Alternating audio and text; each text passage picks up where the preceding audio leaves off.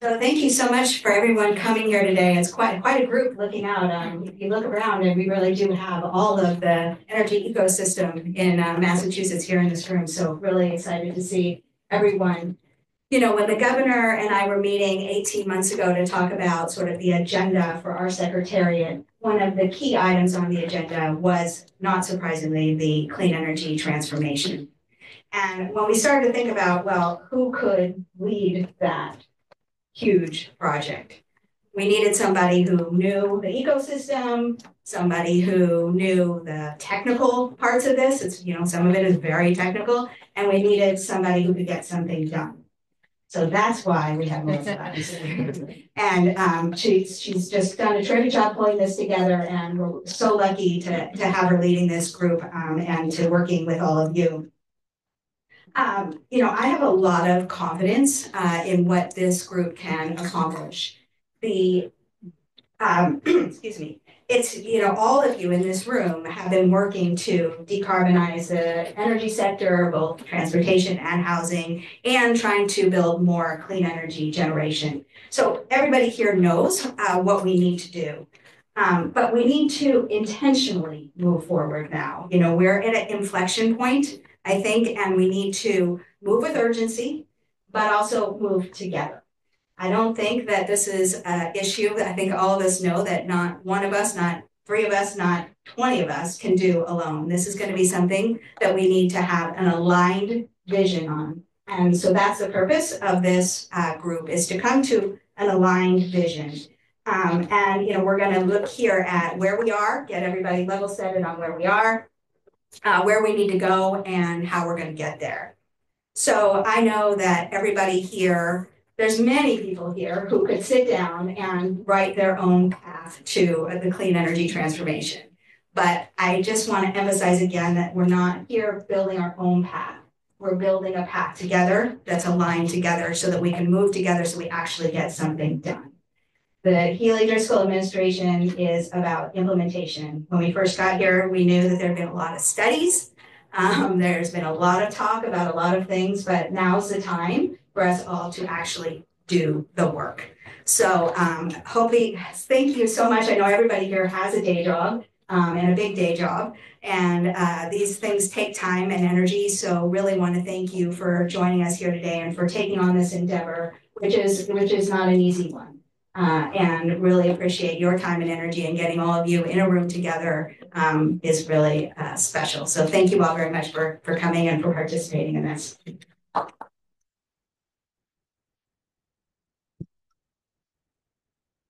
Great. I think now, Josh, you're going to walk us through the agenda, and a couple of the items we're going to have votes on. Perfect. Well, thank you so much, Secretary, Executive Director Lavinson. Again, my name is Josh Dreyer. I'm Assistant Secretary of Energy, and I will be facilitating today's meeting. Before we go over the agenda and what we're hoping to accomplish today, I just want to note that as we go through this, there have been some revisions to the slides and the agenda. And of course, what we go through today will be posted on our website later, and so it will be dispersed, so you will get an updated copy. Don't worry about that. So of course, we're starting with welcome and introductions. We're going to go over the meeting right now and the agenda, and then we're going to talk about in a second, before we get to the charters, really the rules of the road for facilitation for not only this meeting, but for future meetings, so we're all on the same page. We'll then move on to reviewing the charters, not only for the advisory board, but also for the focus area working groups, or what I'm going to call the FOGs moving forward, because we love our acronyms here in this room, I'm sure.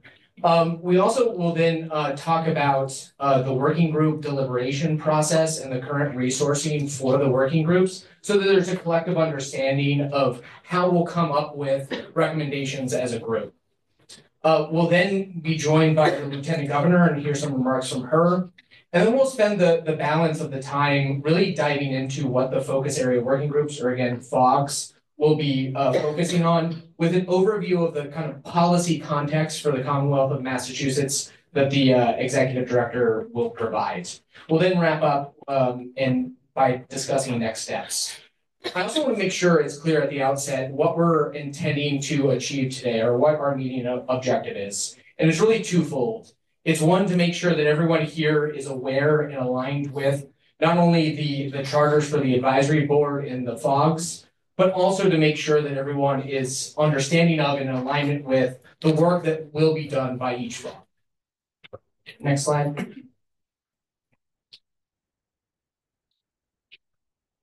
Great. So we're going to go over the facilitation policy review. As you'll recall, you received an email from the executive director on last Monday that included a couple of things. These slides, the agenda, the bylaws for the advisory board, as well as the bylaws for the FOGs. And it also included ground rules and remote participation policies, which we're going to go over right now.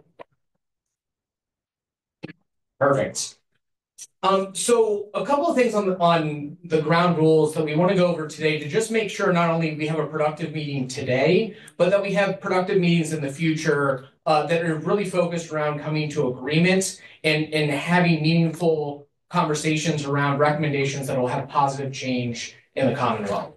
So the first ground rule is to really assume that when other board members are making comments, that there's positive intent behind those comments. We'd also ask that you engage in constructive dialogue and actively seek agreement where reasonable. And really what we want to focus on there as well is that we really like to refrain from any personal attacks or inappropriate language. We also want to make sure that everyone stays on topic and stays within the allotted time. If folks go off topic, I will be stepping in and reminding you what the topic is. And if you continue to go off topic, we'll go ahead and move on to the next commenter. And then we're also asking you to keep any comments or questions within 3 minutes. That 3-minute allotment actually includes the response time. So just, again, emphasis on concise questions. And if there are a lot of questions, we actually might keep it to a 1-minute time. And I'll let you know ahead of time if that's the case. We'd also ask that you be respectful and forthright and forthcoming with fellow board members.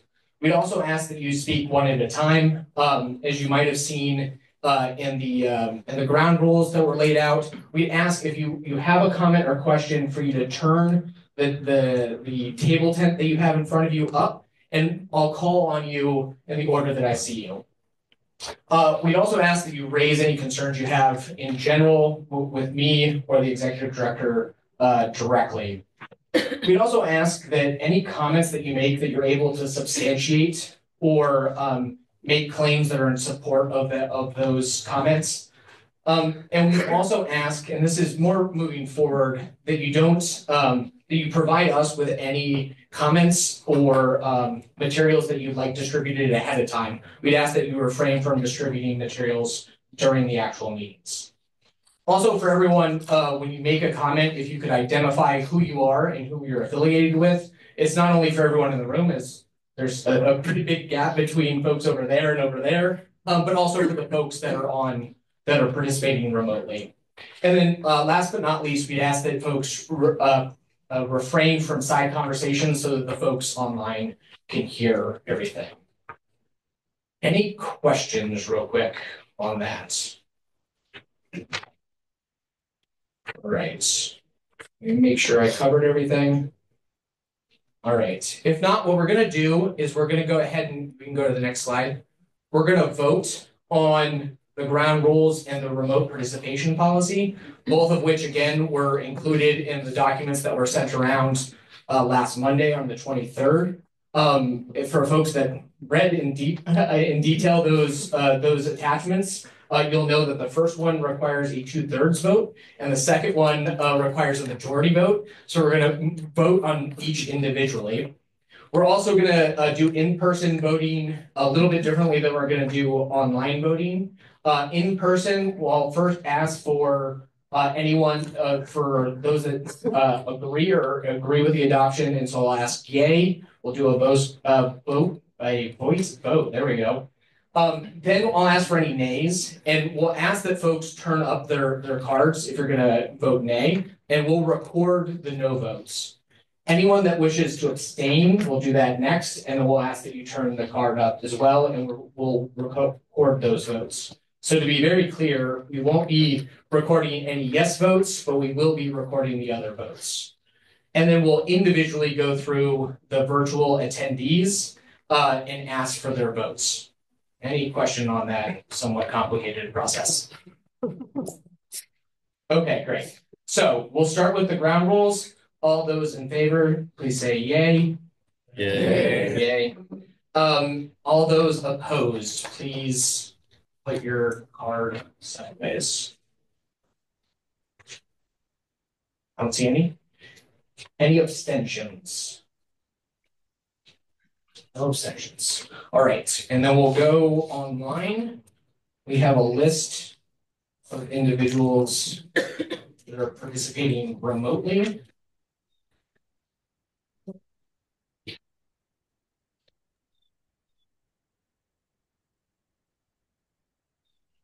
All right, the first one, and I apologize if I get mispronounce any names, please feel free to correct me. The first virtual attendee that we're aware of is Mr. Tom Meisner.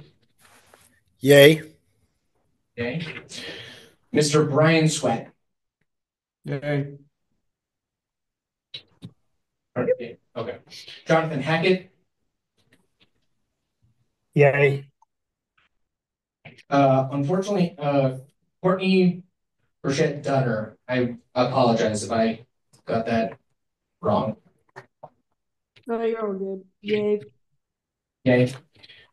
Kristen Cullen. Yay. Mayor Pete Marchetti. Yay. Steve Finnegan or his designee. Hi, it's Neil Neil Crowley. Yay. Yep, Steve Steve. Walsh.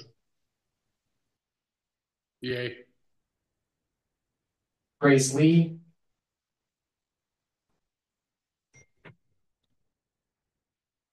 No. Saeed Ashani. Yay. Definitely not going to get this one right. John. Morangas. There we go. Zimmerangas. I'm going to go ahead and have you say that one next time too. There you go. Yay. Yay. Great. Kate Deneen. Yay. Lizzie Wyatt. Yay. Adam Chapdelaine. Chapdelaine, yes. Yay or yay? Yes. Yay. Perfect. All right. We're going to go through the same process with the remote participation policy. We're going to start in the room. Hold on, can I just jump in? This is Sue Christensen. I didn't get a yay, but I say yay. Thanks, Sue. Thanks. Perfect. Thank you. All right. So moving on to the remote participation policy. For those in the room, all those in favor? Aye. I can feel the enthusiasm. All those opposed, if you could please turn your card tent sideways. Any abstentions? No abstentions. All right, so we'll go through the same process for virtual. Tom Meisner, Yay. Brian Sweat, Yay. Jonathan Hackett, Yay. Courtney, I'm not going to do your last name poorly Yay. again. Thank you. Kristen Cullen, Yay. Mayor Pete Marchetti, Yay. Neil Crowley, Yay. Steve Walsh, Yay. Grace Lee. Oh, you. Zaid Ashani, Yay. John, Yes. Yay. Kate Deneen, Yay. Lizzie Wyatt, Yay. Adam Chapdelaine, Yay. and Sue. Mr. Secretary, Mr. Assistant Secretary, Senator Barrett here, our Chair Roy and I ex officio such that we're not voting? Just thought I would ask. Correct.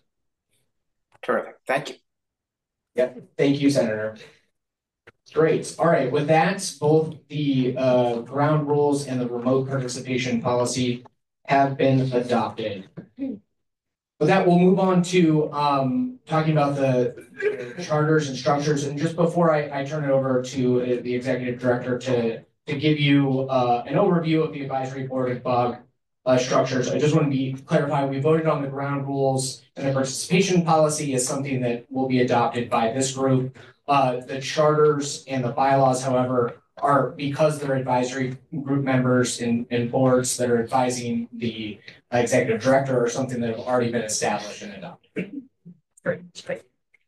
And you guys will be noted, while we're not going to be voting on the bylaws, we'll go through the charter just so everyone understands the structure and understands how the advisory board relates to the FOGs.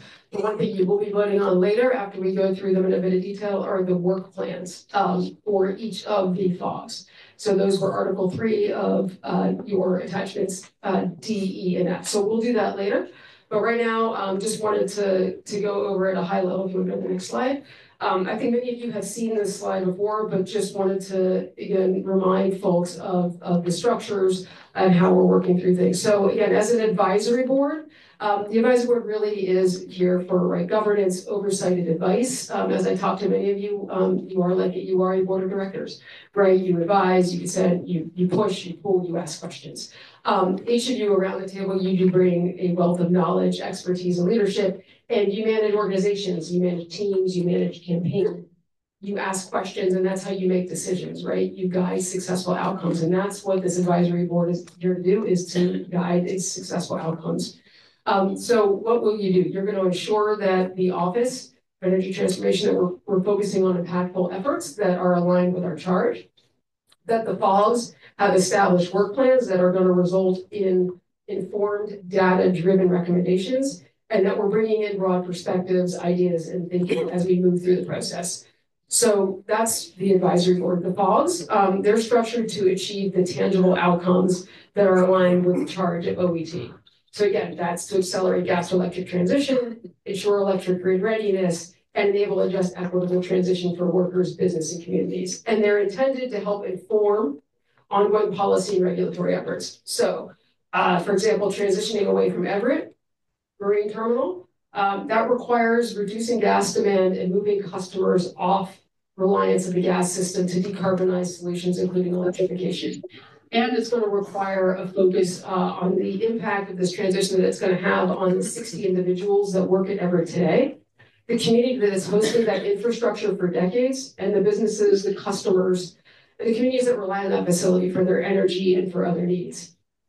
Decarbonizing the peak, that recognizes that as we electrify the economy, that we're going to be more dependent on electricity, and that we're going to drive demand up and the peak demand up significantly if we don't take action to mitigate that. But it also recognizes that as we work to take a gas supply asset like Everett off the system, we're going to need to move away from our reliance on gas-fired resources like peaking plants and combined heat and power facilities. So to do this, we're going to really need to look at both the supply and demand side options, and that's what this focus area is really going to do. We've identified some targeted facilities that we'll talk about later around the state to determine what's needed to change their profile and or mitigate the need for these facilities. And similar to Everett, we're going to need to look at the implications of those that work at the facilities and support them, the host communities, and the businesses and customers that rely on them today. And then finally, the question I know that many of you have raised, and I think it's one that probably drew a lot of you to wanting to participate in this, is how we're going to pay for this transition. And how can we do it in a way that's affordable, that's equitable, and that provides the capital necessary to support the needed infrastructure investments to actually get us going. And I want to clarify that this work stream, it's not intended to supersede anything that the Department of Public Utilities is doing. In this regard, instead, it is truly complementary. So as we think about the investment landscape that we're going to make, it's really significant, particularly the distribution system infrastructure. And if it's determined that we can't put all of that on bills, then we need to think about what the other alternatives are. And that's what this area is really focused on. It's focused on making sure that we've done our homework, that we understand what the options are, that we're ready and that we're prepared to act if we need to act. You had a big breakfast.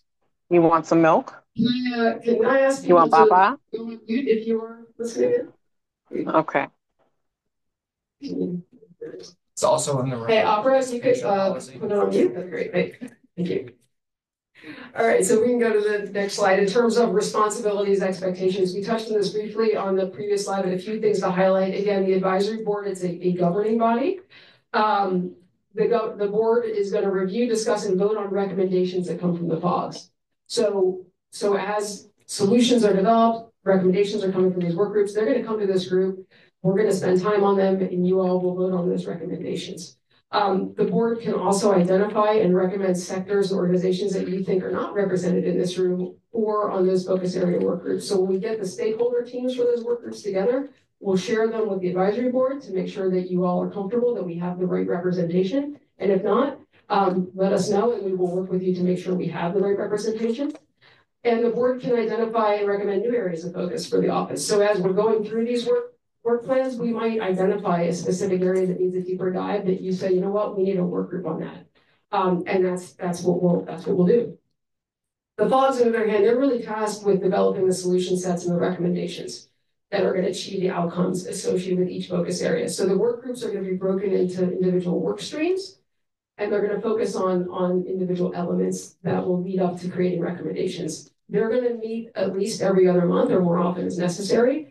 And the work of the FOGs and those deliberations, they're going to be done under Chatham House rules.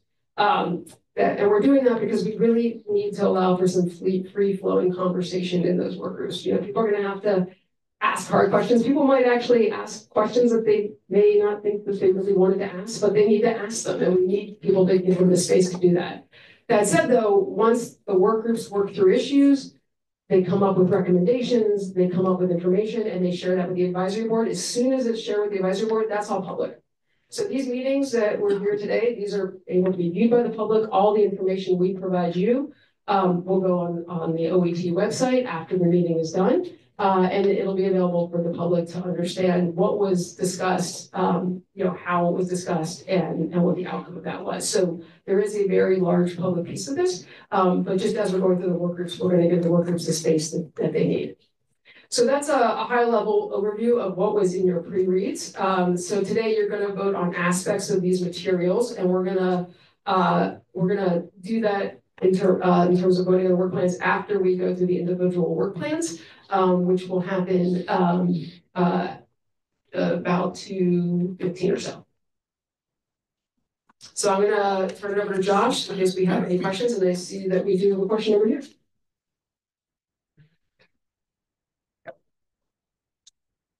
If you want to just write your name and your name.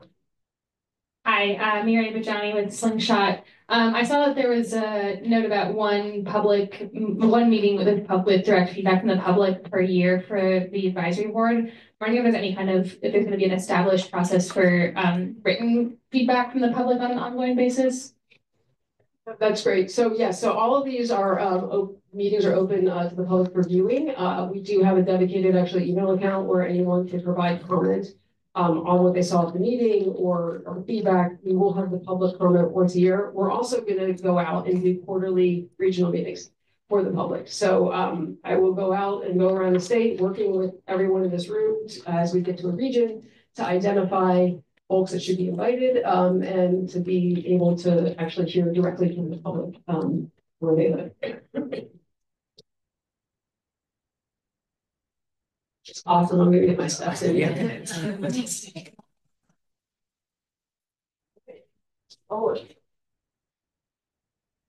I did that on purpose to make you walk as far as possible. Dan Dolan, New England Power Generators Association, and appreciate the context, Melissa, earlier that we're not looking to necessarily have to adopt these as a board. They're kind of there. I did want to explain one thing, which is I think I'm going to probably vote to abstain on this in large part because while I've read and reviewed all of them, haven't really had time to do the full digestion of what are the implications of all these different elements, and given the enormous impact that so many of these different work streams do have on where all this is going, That's an area where right now I just don't feel comfortable saying, yes, we're fully on board with all of that, despite the fact that nothing does leap out. I'm not looking for any particular area to throw a big wrench. But there's a lot there to absorb relatively quickly. Appreciate that, Dan. And again, one of the things that as we're going through this, right, we'll do the votes. If people want more time to digest, we can always also, we get a lot of abstentions at that point. We can also kick the vote on that, and we can do it via email. We can give you a few more days. I will say one of the things that we are doing is we are going to be starting to kick off the FOGs with webinars. So that doesn't mean that they're done at that point. And also, as we move through these work plans, as we move through these working groups, one thing to note is we're going to probably identify other elements that we need to dig into in each one of these to solve problems. So while those are the initial work streams, they're not the end all be all. We can keep adding to them. And I hope that was clear in the bylaws that these are sort of the initial ones, not that they're finite. Might as well just go. A little behind. Yeah. Okay. Great. All right, so we're going to talk a little bit now about the actual process that we're going to be working through as we move through. If you want to go to the next slide. All right. So we've used the term informed decision making a lot today, and I know that it probably seems obvious to folks. We all do it. We all get information. We assess it. We use it to get our jobs done every day. So I know that we're all really skilled at it, but what this effort really requires is all of us doing that together, and that's what's needed to make this transformation. And so we're going to align around the processes and methods by which we're going to identify information needed to make decisions, to collect and analyze that, and to determine how it's going to be applied and used. So for each focus area, we're going to use the same process. We're going to go through it in phases.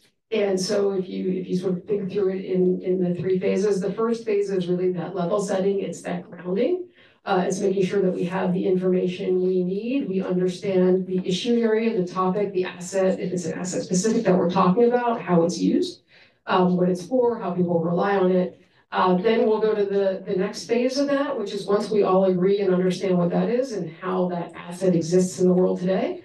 We're going to identify and evaluate the solutions to that, the alternatives. So if for example, we'll use Everett as an example, if we want to move away from reliance on that facility, then we have to understand what it is, how it works, what it does, and then what are the alternatives to that to meeting the needs that Everett actually needs today.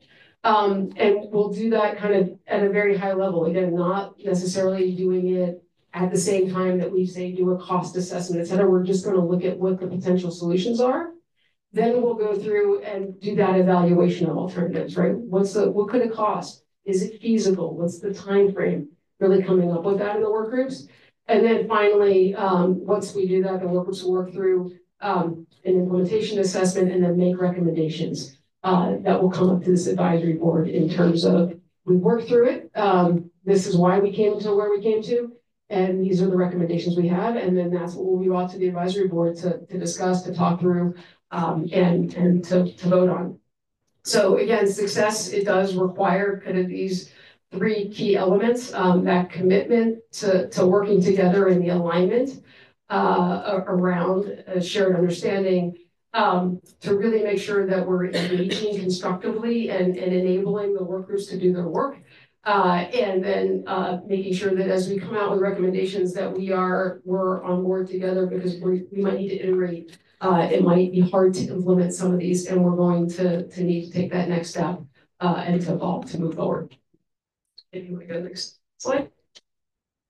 So a little bit about participation engagement, and we talked a little bit about that briefly, but again, we've got great representation here. The focus area work groups, they're going to be open to anybody who wants to engage. So the way that we're going to do this is we're going to kick off each focus area work group with an information webinar. The first one of that is on decarbonizing the peak on October 8th. I sent the notice out to everybody here.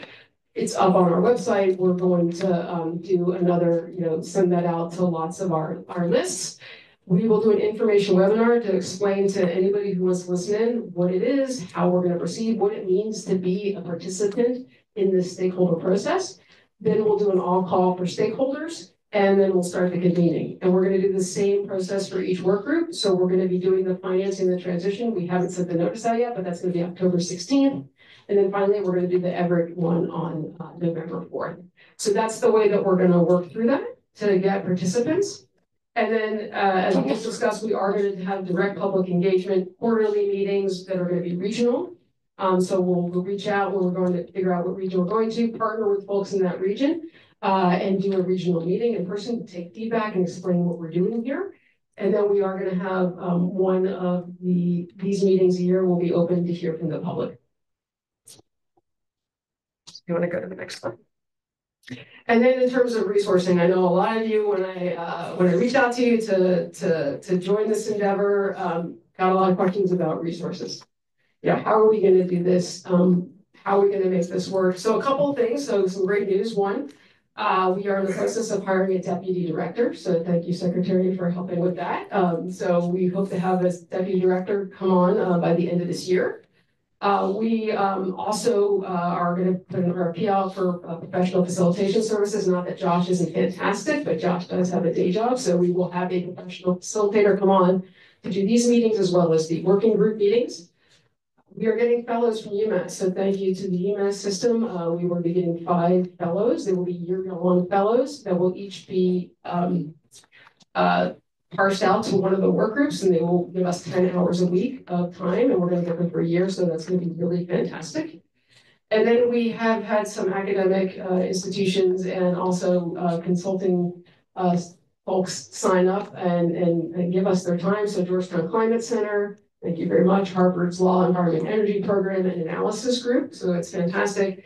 And then we're also bringing on, we do have some budget to bring on some other consultants. 3 have been on board, and we're going to be looking to bring on some others as we figure out what kind of analysis we need. So in terms of resources, I know folks had a lot of questions when we started if we were going to have the resources to do this. The answer is yes. I hope you've seen so far that we're moving things forward. We've got a plan, we've got a vision, and we're making it happen. So.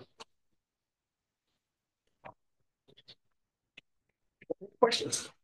Great, so we'll take any questions now. I do want to flag that we're going to hear from the Lieutenant Governor at 2, and I know that we've just given you a whole lot of information that really represents a ton of time and effort by the Executive Director in developing this and listening to and talking with all of you so far. So to the extent that we don't have an opportunity to get to all of your questions on this today, we certainly welcome you to come up to us afterwards. And would also welcome any emails afterwards with feedback.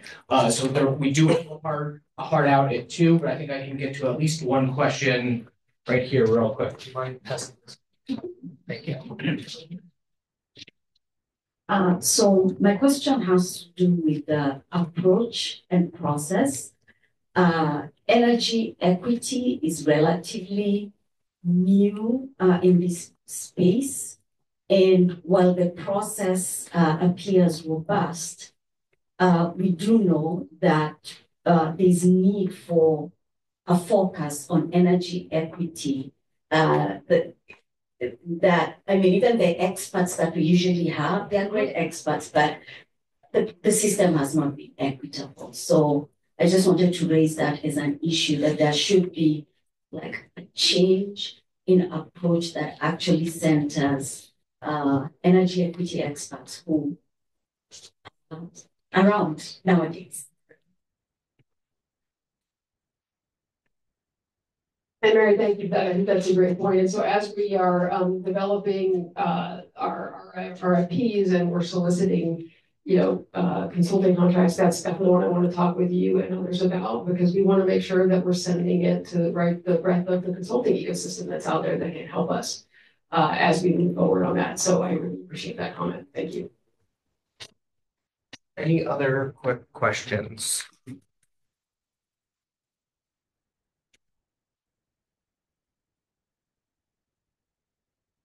I'd also maybe note as well that within EEA, we have an Office of Environmental Justice as well. I think I saw Undersecretary Power here as well. So certainly we work closely with that team in all of our work, but including this work as well. All right, well with that, I don't know Executive Director Levinson, if you want to go ahead and introduce the. I'm not sure she's on. All right. gotten on yet. Okay. I was going to say, are we sure no one else has a question? Please go ahead, Mike. Hi, Mike Phillips from Sense. It's a quick question. I'm not sure it's a quick answer. And that is, what's your thinking in terms of the involvement of us advisory board members in the FOGs? Either some involvement or participating directly? Yeah, I believe it runs the gamut, but I'll let the executive director answer. Yep. So on that, absolutely, we would love your direct participation if you have the time and want to participate directly in these, absolutely. If not, members of your organization, we would love to have them on, but we're not going to be limiting membership of the FOG. We really want to get the ideas and the solutions. We know that we don't have them all. We know that even by asking questions, sometimes you think about things that you hadn't thought about. So having everybody around that table is going to be really important. So absolutely, we would appreciate your participation or anyone on your team. Yep, Nicole. Are we required? Nicole will be from the Black Economic Council of Mass. Are we required to just select one FOG? Because No, you can be on as many FOGs, as many of the work streams of the FOGs as you'd like to be on. There's going to be plenty of work and a lot of activity. And just remember, as the solutions come up, as recommendations come up, all of you will have the opportunity to weigh in on all of them. So if you don't feel like you have the capacity, either individually or as your organization, you will have the opportunity when recommendations come up to ask those questions, to understand how we got there. And if there was something that maybe we as a FOG said, we're not sure about, we can actually bring that back into the conversation. Oh, looks like Steve has a question. Maybe we'll take one more, and if we'll take one more for now.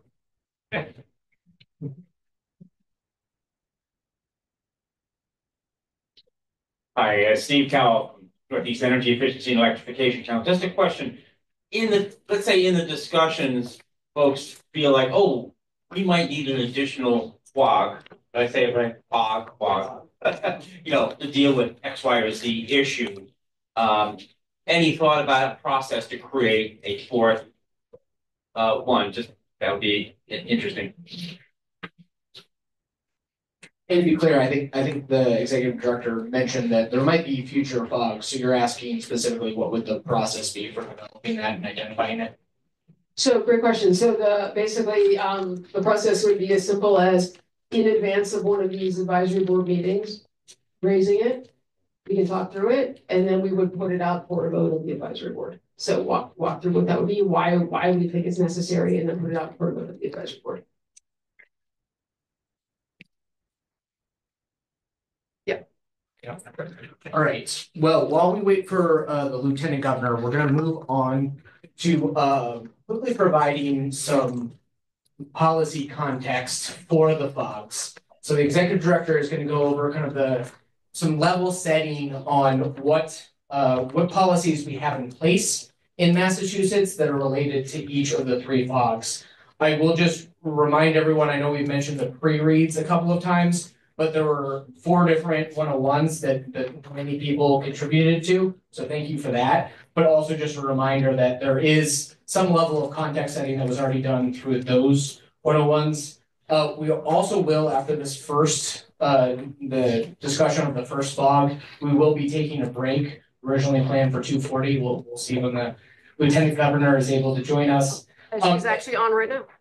Great. All right. So perfectly stalled. Nice. All right. Hey, good afternoon, everyone. Good afternoon, Lieutenant Governor. How are you? I am doing great. I'm so pleased to be able to join everyone. I don't want to hold up the meeting, but did just want to take a few minutes if I could, if now's the right time. It just is thank everyone. Time, so I'm going to forego the introduction because we all know who you are and look forward to hearing what you have to say. Yeah, job perk, I guess. So I just want to say thanks to everyone who's part of this very special effort to make sure Massachusetts is achieving its clean energy goals. In speaking with Secretary Tepper, we really felt like it was important to not be talking past each other as we think about these goals, but find a way to get really key stakeholders around the table to help us as we do the backwards mapping of how do we get there. You know, we're a state that actually has a legislative requirement to decarbonize, that realizes we want to lead climate action efforts in a meaningful way. And I think also one that knows when we have sort of adult in the room energy, talking with each other, helping us achieve better outcomes, we are better for it. And, you know, I have an experience as a mayor who was home to one of the, what we used to call the Filthy Five, a coal-fired power plant. And that was there in 1950 in Salem, as many of you know, that is now home to a natural gas plant, a bridge to a cleaner energy future, and a key part of our clean energy tied to offshore wind, marshaling and construction yard for that new industry. Like in one lifetime, we were able to transform a Salem facility that has always delivered power into a new way of doing that. And I think we're seeing that happening, you know, across so many of our communities when we think about a climate corridor. All that cannot happen unless we are talking to each other on what I call the knee bone connected to the hip bone. There's the generation side, there's the transmission side. That's why our climate and siting legislation is so critical. As we really want to make this transformational change, we just can't talk about it as an idea, but we have to really get down to brass tacks about how we do it. And Melissa, leading this Office of Energy Transition and how we think about what does it mean to have a just transition rather? What does it mean to be able to build clean energy while also maintaining some of the key components that we need to going forward? And the only way that I think we think that can happen is if we've got smart people around the table reasonably approaching this issue in a way designed to lead to action. So I want to thank all of the folks who are here. We see this as multiple benefits, not just to the climate and our energy needs, but also an economic driver for Massachusetts as we move forward. And the only way to get there is, you know, through a team approach, like so many of our successes here in the Commonwealth. So thanks for all the folks who are around the table, literally and virtually, as we work together to put in place a clean energy transition that doesn't leave anybody behind, that's forward thinking, that understands that we're a state that can do hard things and is willing to really work for it and appreciate it. Thank you very much, Lieutenant Governor. We really appreciate you dialing in as you're en route somewhere. So thank you. I am in my hybrid, so another reason why we need to figure out a clean energy transition. Thanks all. All right, thanks. All right, perfect timing. So with that, we're gonna jump into the next section. So in this session, we are gonna have, there's gonna be the inform and decide. So we're gonna go over at a high level what the focus area work groups are. I'm gonna be joined up here for each one of those by some of the experts that we have supporting this. So when we talk about the Evergreen Terminal LNG facility, I will be supported by Alana Daly of Northeast Gas Association on behalf of the gas distribution companies, as well as Gretchen Fuhr, who is with Constellation Energy. So they'll provide some background on the facility and what it means to the region and to the state. For decarbonizing the peak, I'll be joined by E3. They've done some analysis to go through kind of what peak demand is in the state and how we're meeting peak demand currently, as well as Georgetown Climate Center, who will, Kate Zyla, who will walk through the process that we're going to follow for that working group and the convenings that they're going to be holding on for us on that one. And then finally, on financing the transition, I'll be joined by Paul Hibbert of the analysis group, Paul, former chair of the DPU here, as well as Sue Tierney, former commissioner, as well as so many other things here in Massachusetts and nationally. Analysis group will provide some background on rate making today, how we develop revenue requirements, how we actually recover costs both here and what's happening nationally. And they're going to be supporting our efforts on financing the transition, which is great. So before we dive into that, just quickly, and Josh noted, just for some of the policy context, if you went to the next slide. So just a couple of things, and you just heard the Lieutenant Governor say it. We have mandates. We have a legislature that has really been driving us towards clean energy, towards advancing climate solutions and to net zero. So we have climate mandates. We have mandates to net zero. We have renewable portfolio standard mandates, offshore wind procurement mandates. We have mandates around energy efficiency, around storage, around transportation electrification. So there's a lot out there driving us towards our goal of net zero by 2050. And as a result of the legislative action and directives, we've done a lot as a state in terms of advancing that, not just this administration, but previous administrations.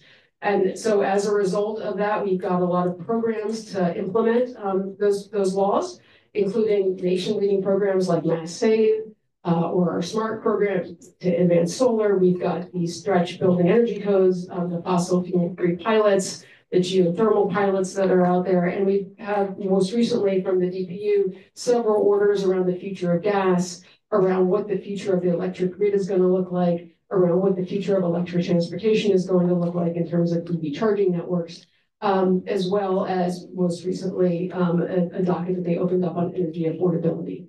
So we got a lot of action at the executive and the agency level.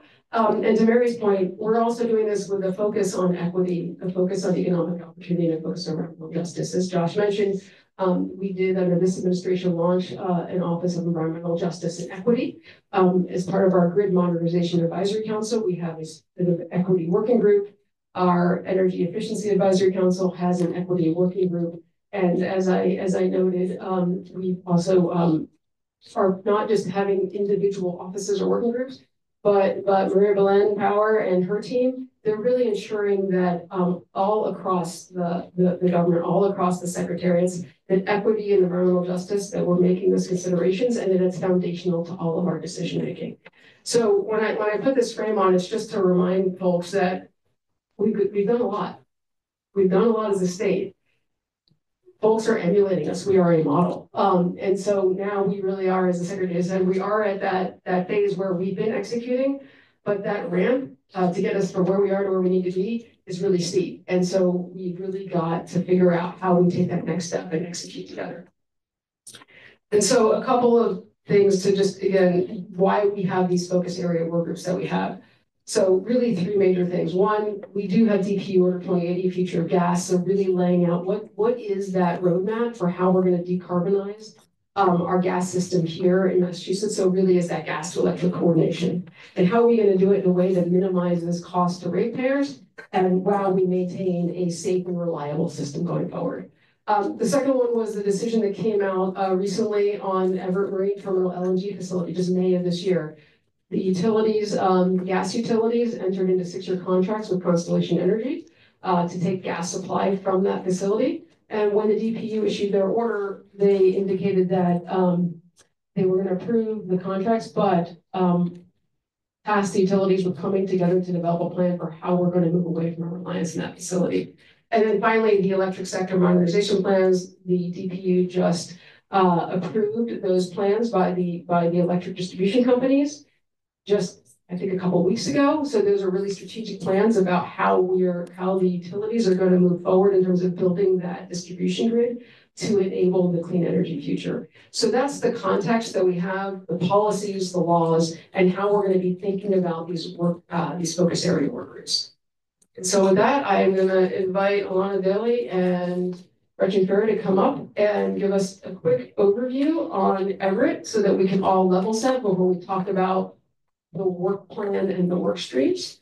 And again, you have the background documents in your pre-reads, but we're just going to touch on them quickly here just to level set with everybody. Thank you, Melissa. Good afternoon, everyone. My name is Alana Daly. I'm with the Northeast Gas Association. We're going to tag team here. So I just want to make sure I can see this.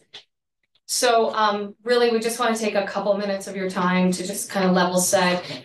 There's a lot of information on the slide, so we won't read the slides to you, but we just want to maybe put a finer point on a couple items.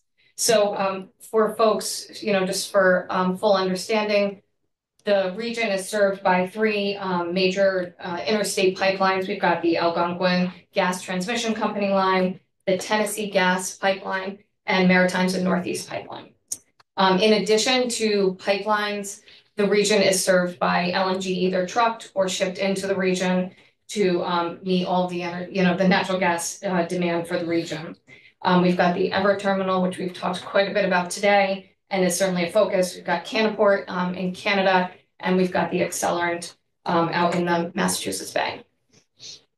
It's important to note here that I think most people in this room understand there is no natural gas production here in Massachusetts, so we're relying on natural gas coming to Massachusetts, again, pipelined, trucked, or shipped in. And we don't really have the geology here in Massachusetts or the geography to have underground storage. So in other places in the country, for example, in New York State, they use former salt mines to store natural gas. That isn't possible in Massachusetts. So facilities like Everett play a really important storage role in the region to, again, meet the energy demand on both the gas distribution side, but also the power gen side. And then I think not noted here exactly, but just to give you a sense of magnitude, on a peak demand day here in Massachusetts, LNG can provide, imported LNG is providing up to 35% of natural gas supply in the region. So it's playing a significant role. It's important on both, as I said, gas distribution side, but also power gen side, because they're pretty interrelated. In Massachusetts, you have about 50% of homes are powered by natural gas, so a significant portion of the population relying on that gas. On the power gen side, according to the New England ISO, in 2023, about 55% of power gen was supported by natural gas. So again, critically important in the region today. And just to note on the power gen side, when there isn't sufficient gas available, many plants will move to fuel switching. So it might be a higher carbon intensive fuel than gas if it's unavailable. You can go to the next slide.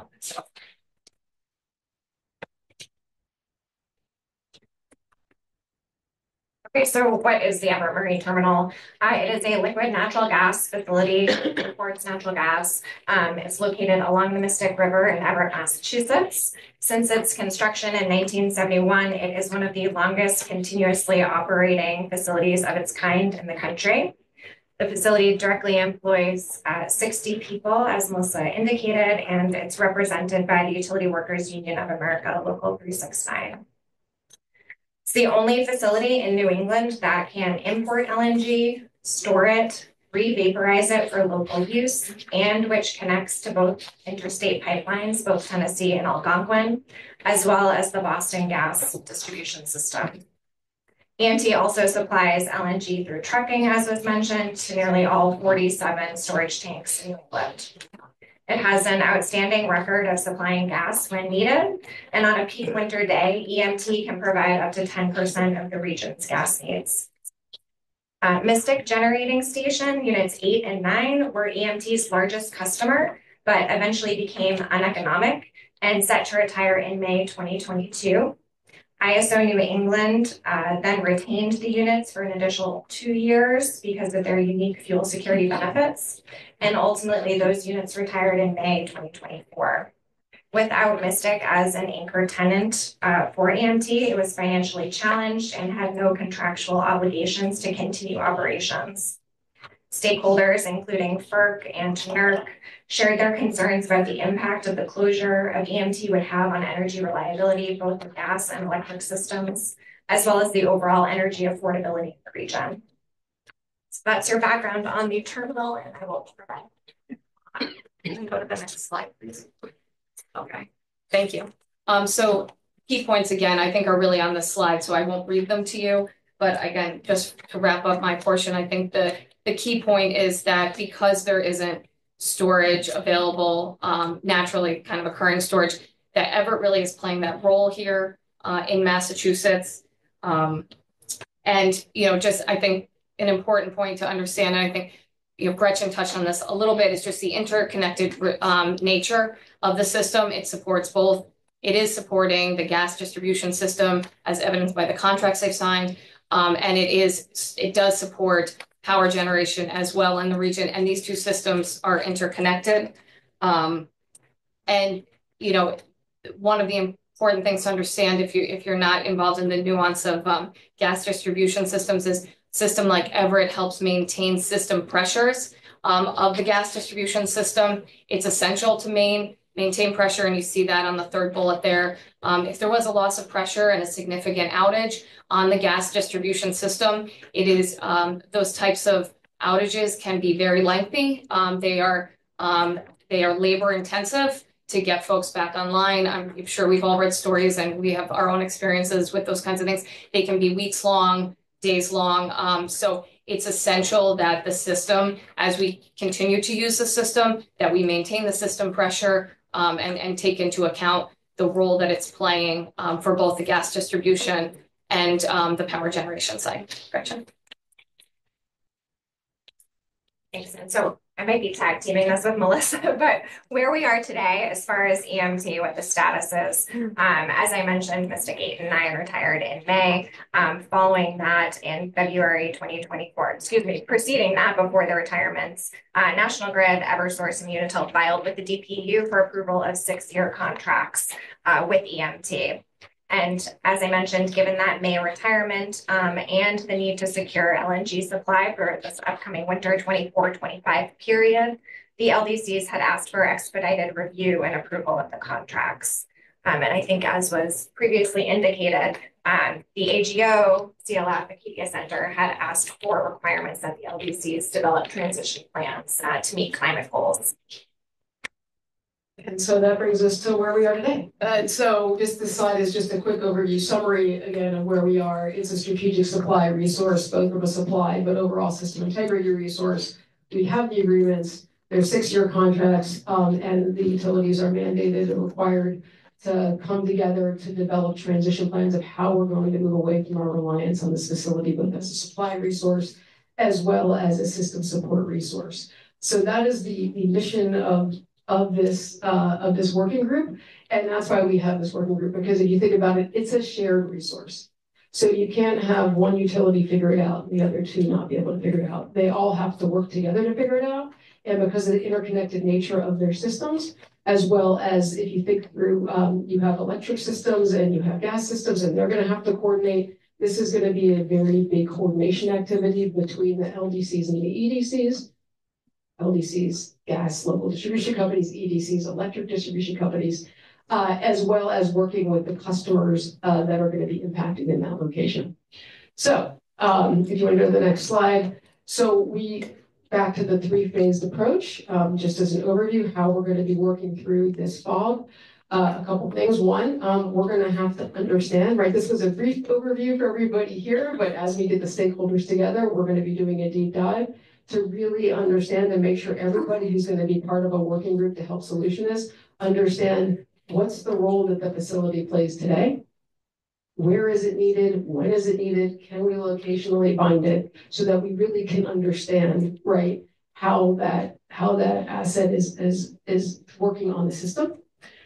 Then we'll take a look at the alternatives. So again, we're gonna put aside the costs. We're just gonna look at the alternatives first. If ever provides, this kind of service, then what are the alternatives that could potentially provide that service if they're not there? So we're going to have to work through that, again, as stakeholders. And then once we understand what that universe of alternatives are, then we'll do the assessment. What do they cost? Do we have the right policies to enable them? Are they feasible? What's the time frame in which we could do that? What's the greenhouse gas impact of implementing those alternatives in that time frame? And then finally, once we can do that, then we'll be ready to really make what those recommendations are, an aligned set of recommendations. So we're going to be doing this in phases. As we do this concurrently, we will be looking at, starting to look at workforce. What's the workforce that's there today? How do we make sure that we retain that workforce? Because we need that asset to operate safely until it's not operating. And then what is the workforce that we're going to need to actually implement these alternatives? We have a community that has been, hosting this asset for a long time for all of us. And so thinking through, what does that mean? What are the implications of that? What's the implications of it existing? And what's the implication of it going away for the community? And then finally, it sits on property, it sits on land. What does that land use transition possibly look like? And bringing stakeholders into that. And then finally, the utilities all have to make filings. They have to file annually on this. They have to give an update to the DPU annually on how they're doing and what they're doing. The first filing is due in April of this year. So one of the first things this working group's going to have to do is figure out, based on the information we have today, what's reasonable for the utilities to all file in April with the DPU. what can they realistically tell the DPU in terms of what they're doing and the progress we're making, and then figuring out every year thereafter, right, how we're getting forward. So that's what we're going to be doing in this work group. And if you want to click one more time. There we go. Keep clicking. So phase one, we're in that now. We're going to be doing that fall of winter. We're going to really be focusing on these three areas again: the overview, the inventory, and then the climate compliance modeling. Just to give you guys a preview and a heads up, our next meeting in January is going to exclusively focus on Everett. So by that point, we will be bringing to this advisory board, particularly what we're going to be focused on to file in April, and any background that the materials that we have to date to help you make that decision, to make sure that we have alignment from this advisory board around what we think is reasonable as a stakeholder group to be filed with the DPU in April of 2025. And so with that, I'll turn it over to Josh. We have a question here. Perfect. And as people are starting to think about their questions or comments, I see one anymore. You can go ahead and turn your card sideways, but I do want to at least highlight what we plan on voting on after this. So we'll be voting on kind of the high level approach that was just discussed, as well as in particular Article 3 of the FOG bylaws, which really goes over the powers and duties of the particular working group. So I'll flag that. And a reminder, I know that the ground rules and the remote participation policy is on all of the tables, but please make sure that you identify yourself and who you're affiliated with. You make any questions or comments, though I don't see any.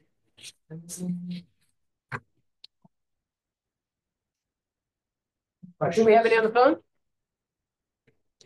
Any on the phone? Okay. All right. We'll go ahead and vote then.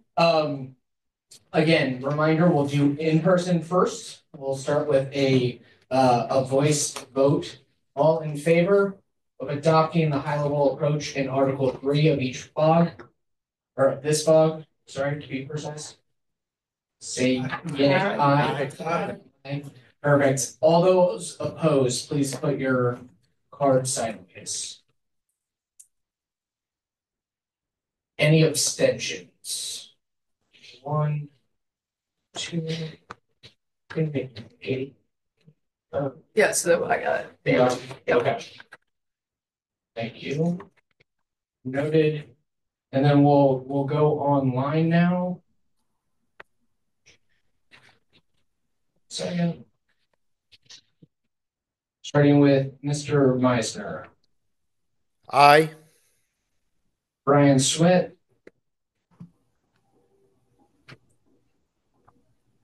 John. Jonathan Hackett. Aye.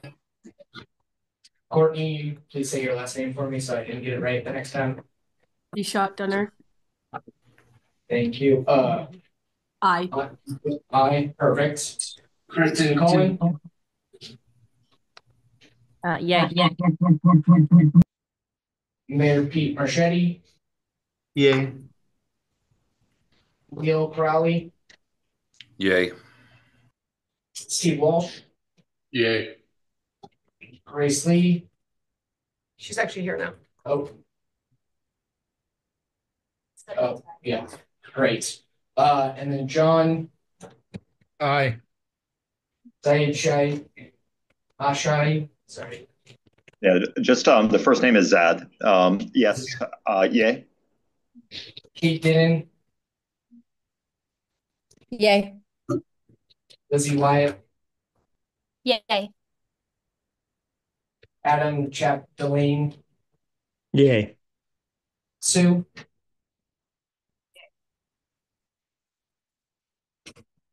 Okay. All right. Great.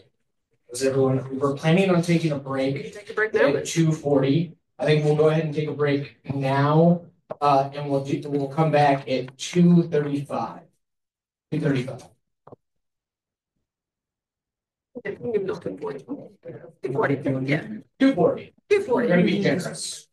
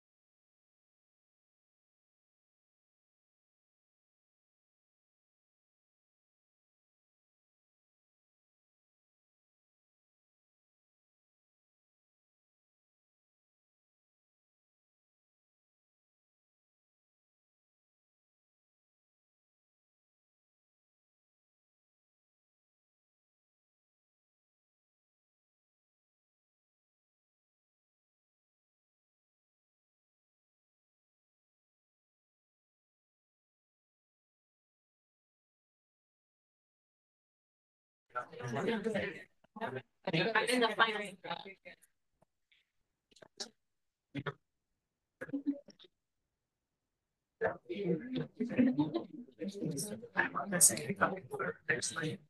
I didn't get so. Great. We're gonna, Elizabeth wants to come up and say. Okay. Great, yes, here for 1 minute. So we have our first new FOG, which is the informal community building happy hour FOG. It strikes me, I'm Elizabeth Turnbull-Henry, president of the Environmental League, and it strikes me how remarkable it is that such a group has gathered. And real kudos to EA and Melissa for your convening power. Dubliner around the corner is happy to accommodate anyone that would like to join to build relationships, connect informally after this. And given that we will be gathering quarterly, if anyone would like to join me in sort of thinking through how to build some community after these meetings, I'm happy to chat. We're starting right now? We're 15. Yeah, I was gonna say, we gotta hold off a little bit, right? Thanks to legislator. Well, thank you. I appreciate you following the remote participation policy by identifying yourself and your affiliation. Much appreciated. We're gonna move on now to talking about the decarbonizing the grid FOG. Well, we're actually going to start smaller than the whole grid. We're going to start decarbonizing the peak. To help level set here, we have Kevin Steinberger from E3, and then we're going to be joined by Kate Zyla from Georgetown Climate Center, who's going to Georgetown Climate Center working in partnership with Harvard, and will actually do the convening and work through this process. Great. Thanks, Melissa, and thanks so much, everyone, for having us here today. We at E3 are really excited to be able to support this working group on decarbonizing the peak. So similar to the last working group, I'll start with some definitions and key terminology. So first, electricity consumption fluctuates daily and seasonally. We can think about a hot summer day, folks get home, turn on their air conditioning, and some businesses are still operating, and that ends up being a very high time for electricity demand. In contrast, on a nice fall day like today, demand is generally much lower because there's not much electricity being used for either cooling or heating. So we define the peak as the highest or maximum demand within a given time period. And we also define the minimum demand as the base demand or the base. And historically, the electricity system was planned around these conditions, and generators were referred to by the types of conditions that they were intended to meet. So a nuclear power plant is generally intended to run nearly 24/7 around the clock. And so it was generally intended to meet baseload demand and was referred to as a baseload generator. More flexible power plants, on the other hand, became known as peakers for their ability to turn on and off quickly and to ramp up and down to meet changes in demand, including during those hot summer days and afternoon peaks. If we go to the next slide, please. So peaker power plants are very important for maintaining the reliability of the electricity system. ISO New England, the system operator, holds enough capacity to meet not only its expected demand, but also some surplus, which is known as the reserve margin, to meet either emergency conditions or a summer heat wave that's more severe than expected. Because they don't operate often, these peaker power plants are, by design, less capital intensive and less efficient than baseload gas generators. They also sometimes run on oil so that they're able to operate and provide power even during times when the natural gas system is constrained. As a result of their relatively low efficiency and the fact that they run on dirtier fuels like oil, they also have disproportionate impacts on climate and air pollution relative to their contributions to annual generation. So Massachusetts is home to a large number of peaker plants. By count, they represent about half of total peaker capacities in the New England region. And that peaker capacity portion represents about half of total fossil capacity in the New England region. So this initiative and the state of Massachusetts really presents an opportunity to decarbonize a significant number of power plants and a number of power plants that are contributing disproportionately to both climate and air pollution. If we move to the next slide, we want this initiative to address both today's electricity system and, as Melissa alluded to earlier, to ensure that the plans we develop in this initiative are robust to expected future conditions as well. So we know that there are a number of significant changes expected to occur on the New England electricity system. So I'll start with the slide or the chart on the bottom left, where we can see that peak electricity demand is projected to more than double from about 28 gigawatts today to about 57 gigawatts by 2050. In addition to that change in the magnitude of demand, there's also expected to be a shift in the timing of electricity system peak demand. So as we electrify building heating needs in particular, the system peak is anticipated to shift to a winter peaking system by the mid to late 2030s. And then if we move to the chart all the way on the right, we also expect a significant increase in the variability of system peaks between years as we move to relying on the electricity system for our heating needs. And this is due to two factors. One, that extreme winter temperatures are more variable between years than extreme summer temperatures. And winter electric heating equipment is more sensitive to those fluctuations in temperature than electric cooling equipment. And so as a result, there's a really broad range of between the expected peak and the most severe winter peak. And that's going to require the New England region to hold even more capacity and to hold a higher reserve margin in order to ensure that the system remains reliable under the most severe conditions. I'll then move to the chart in the middle, where we can see there's also a significant change in the supply side of the equation for the electricity system. So if we look at the renewables column, wind and solar energy are projected to become more than half of New England's generation by 2040.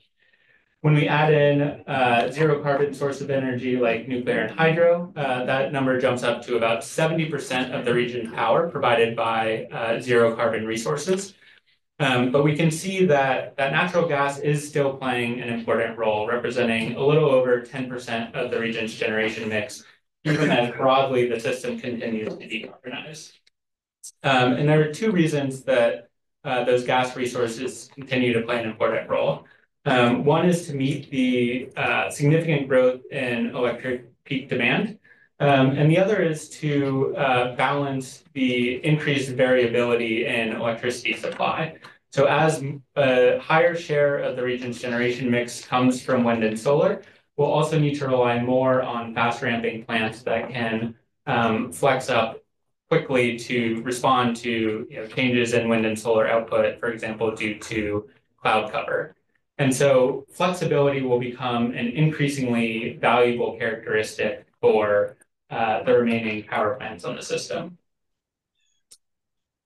Move to the next slide. Oh, sure. Sorry, I can't see the screen. Thank you. Here, I'll Sure. Senator Barrett, we're gonna hold questions until the very end of the presentation. All right, great. We'll get back to it. You'll be first, I promise. Thank you.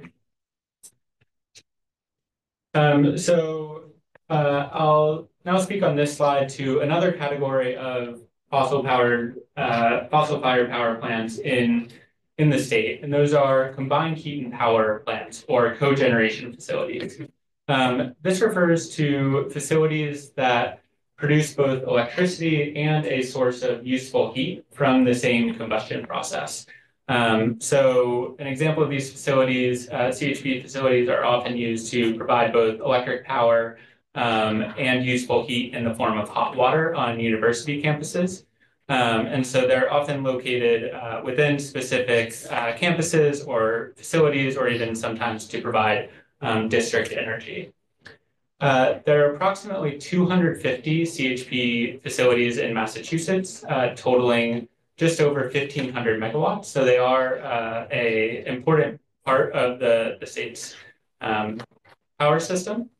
And with the region continuing to decarbonize, it's increasingly important for us to look at strategies for these facilities to continue to play an important role and to continue to evaluate their path forward as they'll represent an increasing share of emissions in the state as other plants reduce their output and reduce their emissions. And so this initiative will also look at strategies to decarbonize these facilities as well. So I'll let Melissa. Yeah. Great, so thank you, Kevin. So just again, same format as last one. So in summary, we rely on peaking plants today. They are fossil fuel fired. We rely on our CHP facilities today. They play a similar role to help meet peak demand. As we need to decarbonize to meet our goals, we're going to have to figure out ways to do two things. One, reduce our peak demand. So what are the demand side things that we can do to help reduce demand? And then on the supply side, what are other alternatives that can help meet that supply side resource and perform a similar function as those peaking plants? And so to do that, we're going to work through a similar process that we talked about through Everett. We're going to have Kate Zyla from Georgetown Climate Center talk about how we're going to do that. Thank you. Hello, everyone. I'm Kate Zyla from Georgetown. Our team, along with the folks at the Harvard Environmental and Energy Law Program at the Law School of Harvard, are here to be a resource to the Office of Energy Transformation and to this process, and to think through sort of the timeline and the sequencing of questions and research and analysis that can help you all move through this process. So this chart should look similar. It's very parallel to the one presented for the first FOG, where we start out by learning everything we can about what's currently in place. So there are steps here, research here, analysis, input, stakeholder queries to understand better the role that the peaking and CHP facilities play now, what peak demand currently looks like, what is serving that demand, where it is, when it is, what the emissions profile of those facilities are, to really understand what this system looks like now. And along with that, to look at some of the financial considerations, what the costs are that are incurred, how they're currently compensated for the services provided, what does this whole system look like sort of physically and economically, to understand what we are trying to explore alternatives and other solutions to. Moving to a second phase that identifies some of these alternatives, these solutions that might be, as Melissa said, supply side, demand side, what else are the options on the table that we could be exploring? And then the third phase, what would implementation of any of these alternative ideas look like? How feasible are they? How would it work? What is the policy context in which all of this sits? Would there be policy changes needed? Would there be other financing strategies needed? How would this all work in practice? And across the bottom, just as you saw with the first FOG, we have some cross-cutting questions and issues that would be present throughout this conversation. Questions about land use, equity, environmental impacts, community, workforce would bed throughout the entire process. And of course, throughout all of this is also policy context. There's federal law and policy, there are regional processes and governance and state and local policies already in place, as well as options on the table for alternatives that would be considered throughout. So this is sort of the overall diagram framework. We move to the next slide, we can dig into that in a little bit more detail. So this is what we propose to you all, the three phases here again, with some rough sense of the timeline imagined here. So phase one, the idea is this would last roughly from the fall into the winter. Phase two would bring us to, oh, we don't have all the, clicking on some of the text will pop up there. There we go. Second column. Yep. There we go. Fall, winter 2024. I think it would fall 24 to winter early 25. So, and again, you'll remember they overlapped a bit in the last slide, so they're not going to be completely the same sections, but yeah, so this fall moving into winter would be the first assessment of current situation context. The evaluation of alternatives and solutions would be moving through spring of next year, and then moving to the implementation assessment and recommendations in summer of next year. So again, really ambitious timeframe. And the process here is envisioned to operate at two different levels. One of these levels is sort of a general, systematic, regional state overview of the issues generally, and then to dig into 4 specific facilities that have been identified to really see what this looks like in an actual place-based concrete way. And so these questions would be asked and explored both at that systemic level and also at the individual facility level to understand what it means to be in a particular place, a particular technology, a particular solution operating now. That's the end of this section, so I'll hand it back for questions. Thank you, Kate. And just for folks you couldn't see or you didn't see in your background materials, the 4 facilities we're looking at Pittsfield Generating Station in Pittsfield. We're looking at the Cogentrix facility in West Springfield. That one actually is not operating anymore, but they are trying to get a battery up and running there, and are presenting some challenges. We're also looking at the Canal Station in Sandwich, Massachusetts, right there on the Cape. A large facility that also has a 345 kV transmission system right on site, so a potential interconnection point. And then we're looking at the Tufts Medford CHP facility, so a campus facility. It's about 4 megawatts, so for folks that's huge. But you know, it is one we can really take a look at and get our arms around. And so I want to thank all the facility owners because they have stepped up to actually be sort of the guinea pigs in this and put forward their facilities and allow a broad group of stakeholders to come together to think through what the art of the possible is if we're not going to be having them be running on fossil fuels going forward. Great, so we'll go ahead and open it up for questions. We have a little bit of time, so we can go ahead and allow 3 minutes for questions or comments. And again, just a reminder that at the end of this, we will be voting to adopt the high-level work plan that was discussed, as well as Article 3 of the FOG bylaws for this specific FOG. We'll start with Chair Barrett online. This has been patiently waiting. Thank you, Chair. Well, thank you all very much. Just a factual question, and I hope I'm not echoing. In the indication of 2023 fuels used, oil is negligible.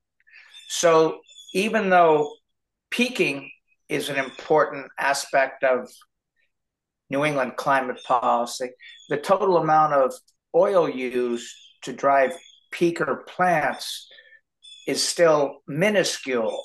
Can you talk about the reconciling those 2 data points?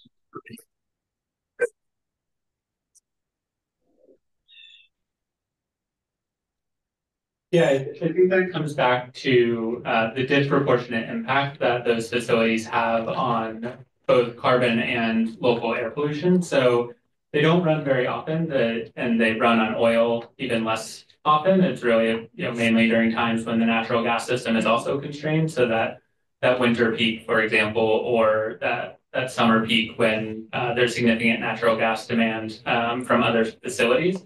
But because these units are often relatively inefficient, and because oil is higher emitting than natural gas, their share of emissions is much higher than their share of total generation. And so if you can reduce or replace their generation, you can have an outsized impact on climate and health benefits. Fair enough, but just a brief follow-up question. What share of emissions do they represent, given that their share of fuel consumed is seems to be less than 1% or something? I don't have that share offhand, but we could certainly pull that and provide that. Thank you. And maybe just one point of clarification as well. It's not just oil peakers that we'll be looking at as well. Gas. We'll also be looking at gas peakers. So Paul, and then I saw Dan. So I apologize, but really 2 questions. First one, introduce yourself. Oh, I'm sorry, Paul Chudek, Eversource. So really 2 questions. First one is, with climate change, are we expecting that the coldest days will be colder and that we'll see more of those cold spells. And then the second question is from design of the work plan, are those 4 facilities meant to be representative of all peaking facilities in Massachusetts?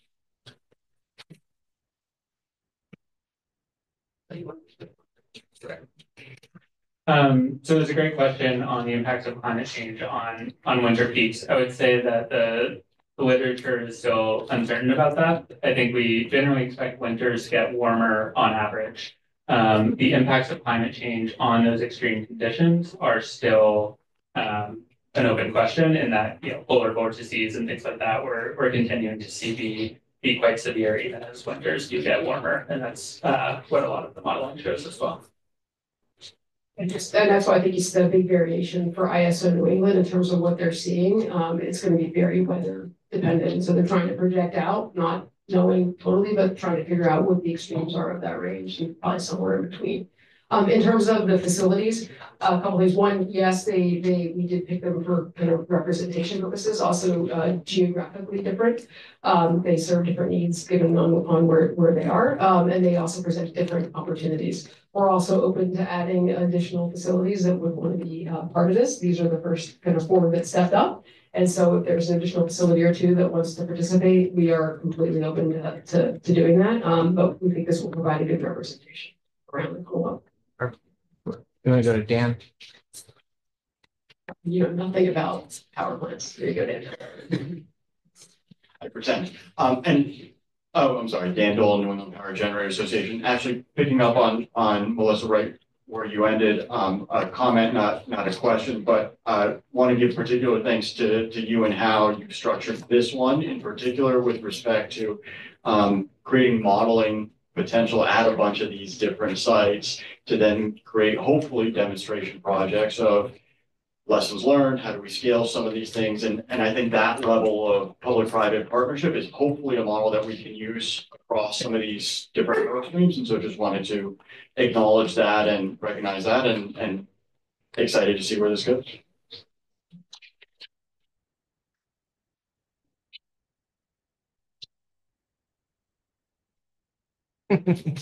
Definitely getting a square next time. Right, so I see Hudson and then I see Brooke. So a question just on the scope. Hudson Gilmer with Line Vision. A question really on the scope of this fog. Are we looking really just at the facility solutions, site by site, or are we also looking at market signals and market structure? Because I think you made the point, Melissa, that to the extent we can flatten the peak, we can likely also decarbonize the peak. As an EV owner, I'm frustrated by the fact that there's basically no benefit to charging my EV overnight, and it feels like that may be low-hanging fruit to address some of this.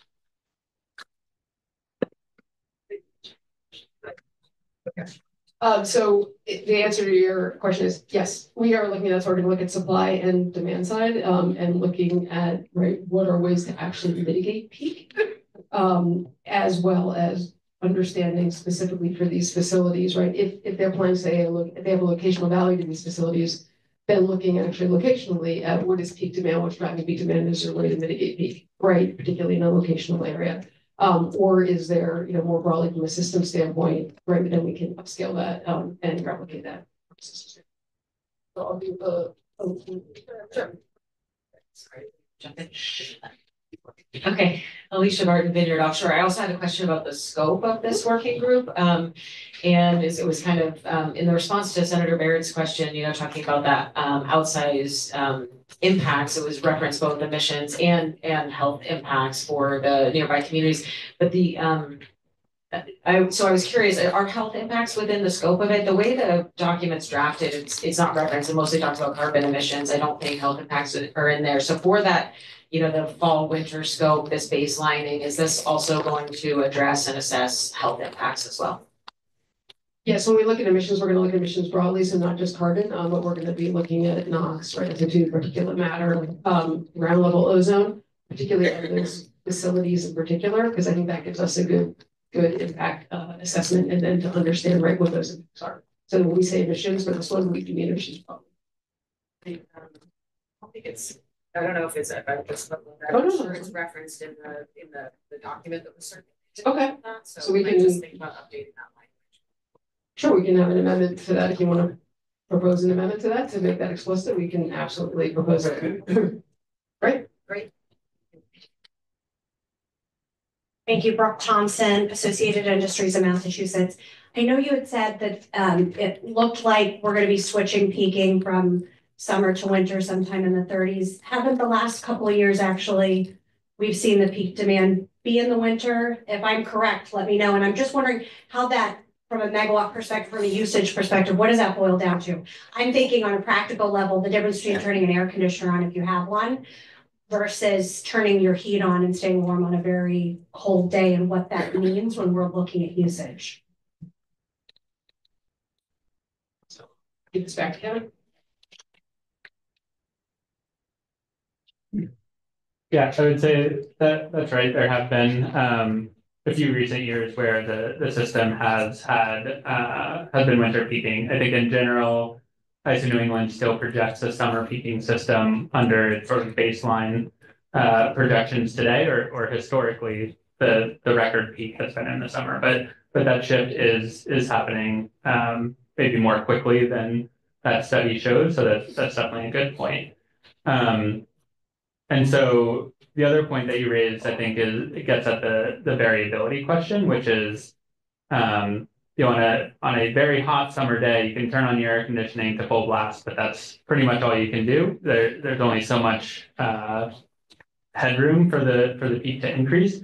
Whereas as we electrify building heating demand, if it becomes really cold, those heat pumps often pass their set point, they switch to electric resistance heating, and they become less efficient. And so there's even more variability in the system peak than there is under summer cooling equipment. So that's another important point to consider, and the region will need to hold enough capacity to meet those needs.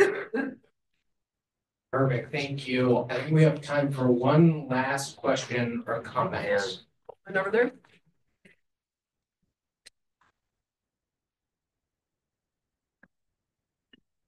Hi, I'm Dan Goldman from Clean Energy Ventures. So Heather and I were talking earlier, and I'm wondering if there's a plan to do any kind of retrospective analysis or review some of the policies that have been implemented in other states. I would point to like Texas, somewhat surprisingly, but like in California and probably a couple other states where they have been able to implement some decarbonization solutions across various sectors effectively.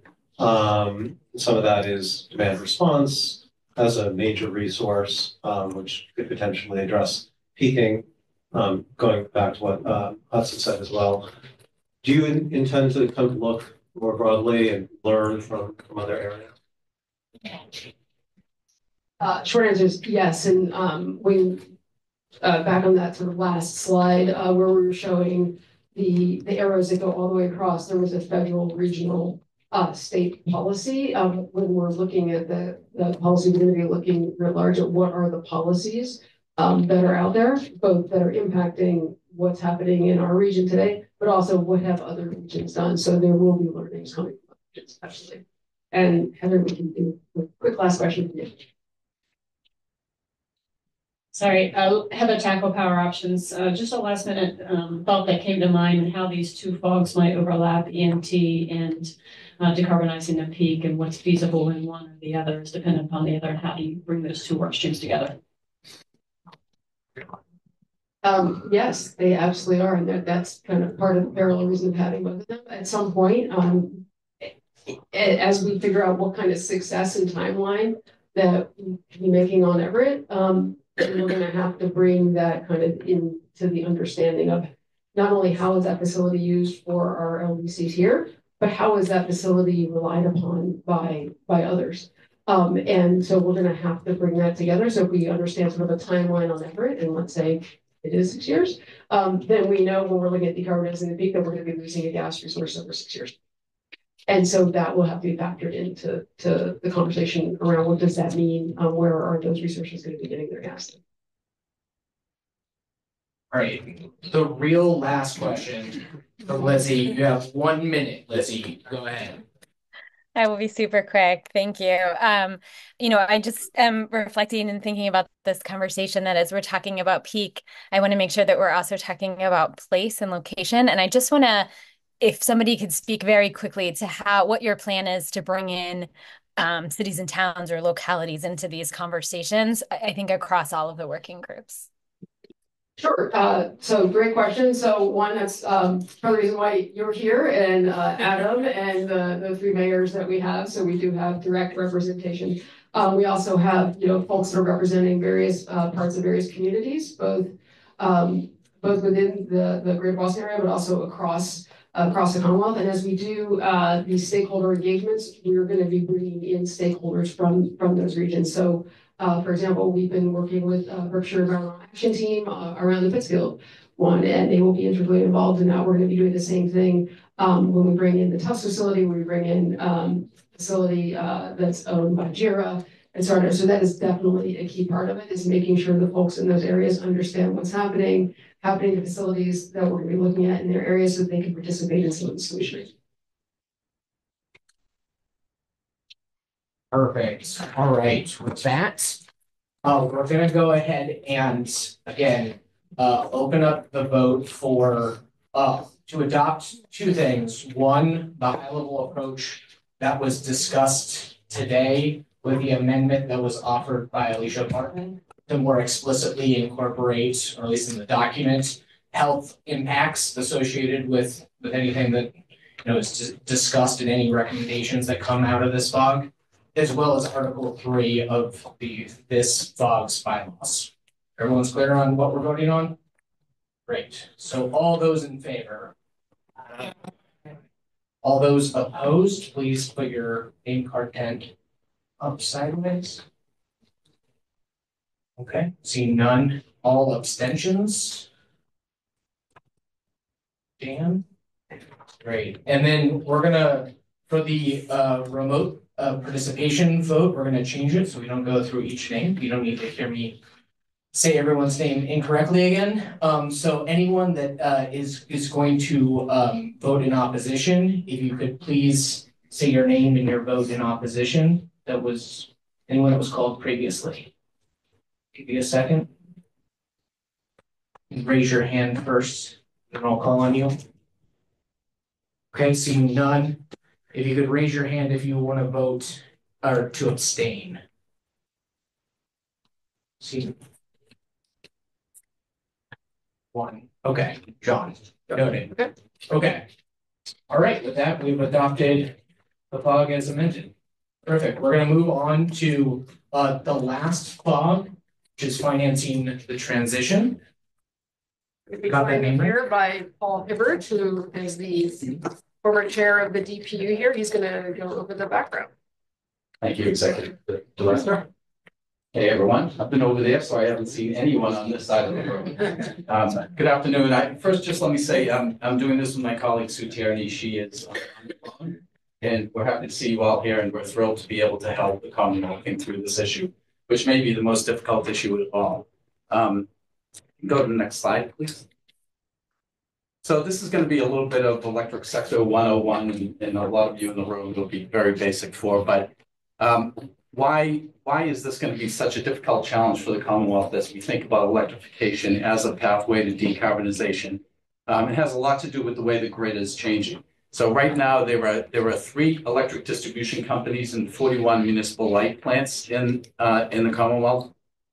Approximately 90% of customers, by the number of customers, are served by the EDCs, with the remainder being served by the MLPs.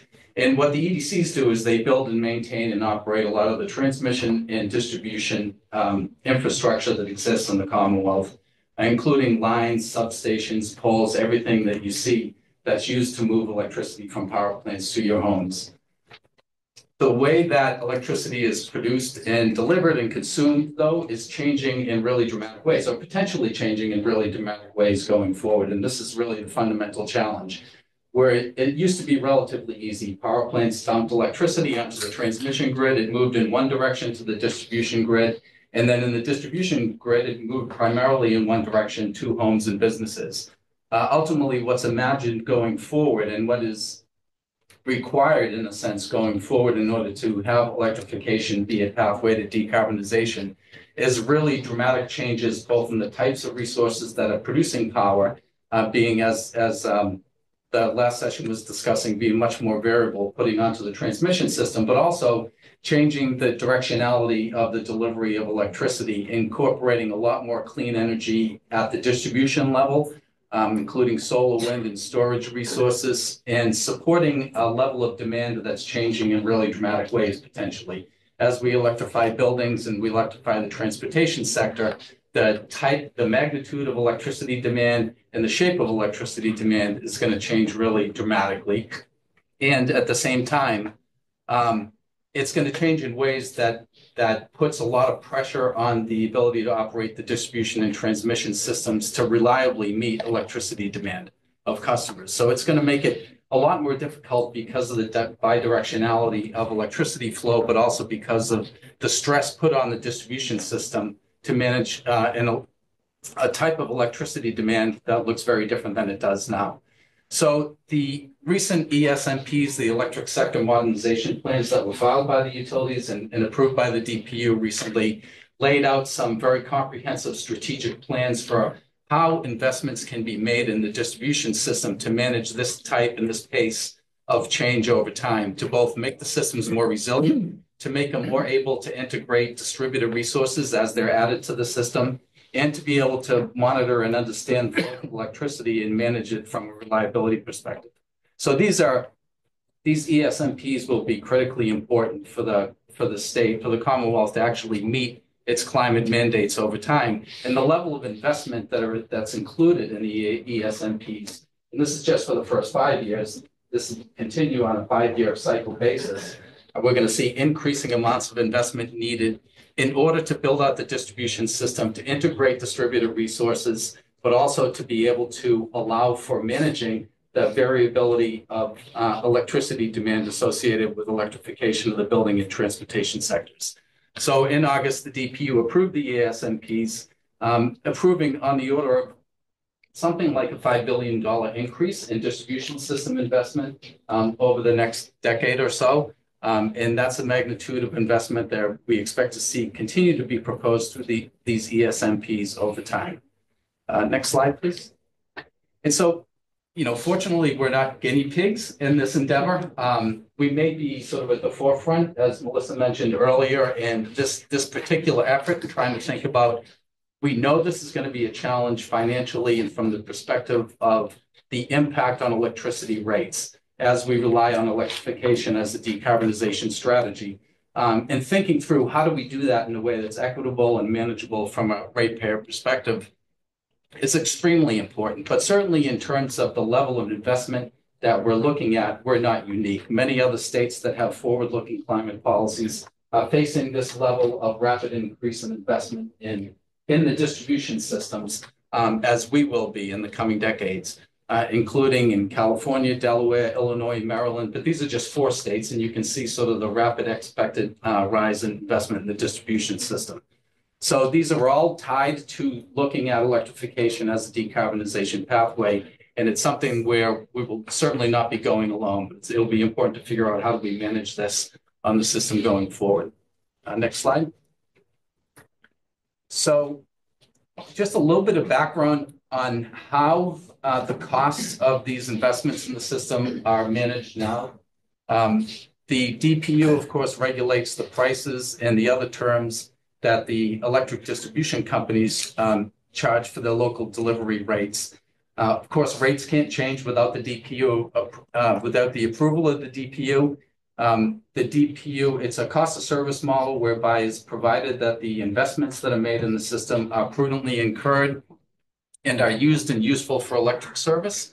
The DPU will generally allow recovery and rates of the investments that are proposed in order to recover, so that utilities may recover the costs of investment in the system, operating the system, maintaining it, everything associated with the investment and operation in the distribution system, along with a reasonable return on investment.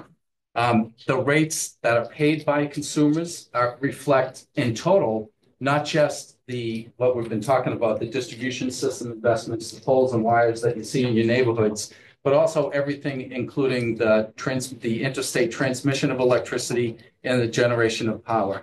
So the chart on the left side here, you can see, at least currently, the bottom bar is the delivery service price. It's on the order of 20% of the total price paid by consumers in Massachusetts on average. About another 20%, a little bit more than 20% maybe, is transmission-related charges associated with transmitting electricity around the region and around the state. And then at least in 2022, the bulk of it, the remainder of it, is associated with the generation of electricity, wholesale power supplies. And so while this is the situation now, the competitive wholesale power supply market, which drives a lot of the generation costs that we're paying, is administered by ISO New England. The transmission costs are also reviewed and approved through federal approval at FERC, but ultimately the distribution rate is what is reviewed and approved at the state level and by the DPU. And that's why this is so incredibly important, because as we see disproportionate investments in the distribution system, we're likely to see, all else equal, an increase in the percentage impact on electricity bills associated with the distribution system. So I think that's it. Next slide. I think that's it. Great. So thanks, Paul. So that was the fastest utility rate making 101 I think I've ever seen, and thank you for doing that, because it was super helpful. So I think as folks know, right, we all know that we pay bills, not rates, right? And so you saw what makes up a bill. There's three parts of it. We're really going to be focusing on that distribution infrastructure piece of it, because one, that's what we have complete control over sort of here in the Commonwealth. And two, as Paul said, we're going to be making a lot of investment in that, and need to think through how that's going to happen going forward. So this session, again, as I said earlier, this is not to supersede anything that the DPU is going to be doing. The DPU is launching their own proceedings on cost recovery around distribution system investments. And so they will be coming up with a path forward in that. And we also recognize that there might be investments that need to be made, that when we sort of think about what can go on a utility bill, how much can be absorbed in a utility bill, there could be a delta. We don't know the answer to that. And if there is, we need to start thinking now of how could we finance that? What are options that could be more cost effective for customers? So if you go to the next slide, again, you're very familiar with the slide. We're going to be working through this in phases. So one, we just have to understand what we're paying today, what we're getting for that, how that's going to change, and how those costs are recovered, and what the impact is on customer bills today. Then we can kind of go through looking at what are the cost recovery mechanisms that exist today in Massachusetts, and what are other states doing? Are there other states that are doing things differently than we're doing them, and what are the impacts of that on customers? Then we can look at different kinds of public-private financing models. Are there ways of looking at it a little bit differently for some of the infrastructure costs? Could it be some sort of public-private partnership as opposed to pure utility investment for all of the distribution costs? And then looking at, again, what are the implications of that? Cost of capital, assets, capital, revenue sources, because if you make an investment, someone's got to pay that investment back. So what would that mean? And then finally, looking at the policy and regulatory requirements that could potentially be out there to support alternatives. So that's how we're going to be moving through this. Again, it's going to be done in a stepwise fashion. I'm sure lots of folks around this room have wonderful ideas of solutions. But before we get to solutions, we really want to understand what we're paying for, how we're paying for it, how our costs are covered, what are the implications of that, and then we can move on to sort of the next phase of that, of what are the alternatives, and how would you actually have to go about this. So that's kind of the process, and if you want to kind of keep clicking. So same thing, you should all be very familiar with this. We're going to be doing this in phases. So the first phase, fall 2024 to winter 2025, we are going to really be looking at those categories, investment needs and costs, existing recovery mechanisms, and review of other financing options. So again, not making value judgments about them, but just looking what's out there, what's happening here, what's happening elsewhere, what are alternatives that folks have considered for different types of investments. Then once we do that, we'll then look at the assessment of those, again, cost impacts of alternatives, and then finally come up with a set of recommendations that would be shared with this advisory group. So that's an overview of this FOG, of this work stream, and how we'll move through it, the process and the topic areas. Great, thank you both. So we have, again, a little bit of time for questions or comments, including if there's any questions on utility rate making. I imagine that might have spurred a few. So again, if you could please make sure to state your name and your affiliation before you ask the question.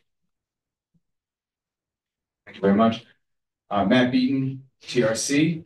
I just have a quick question relative to the bylaws and the sort of the title of this section, financing the transition.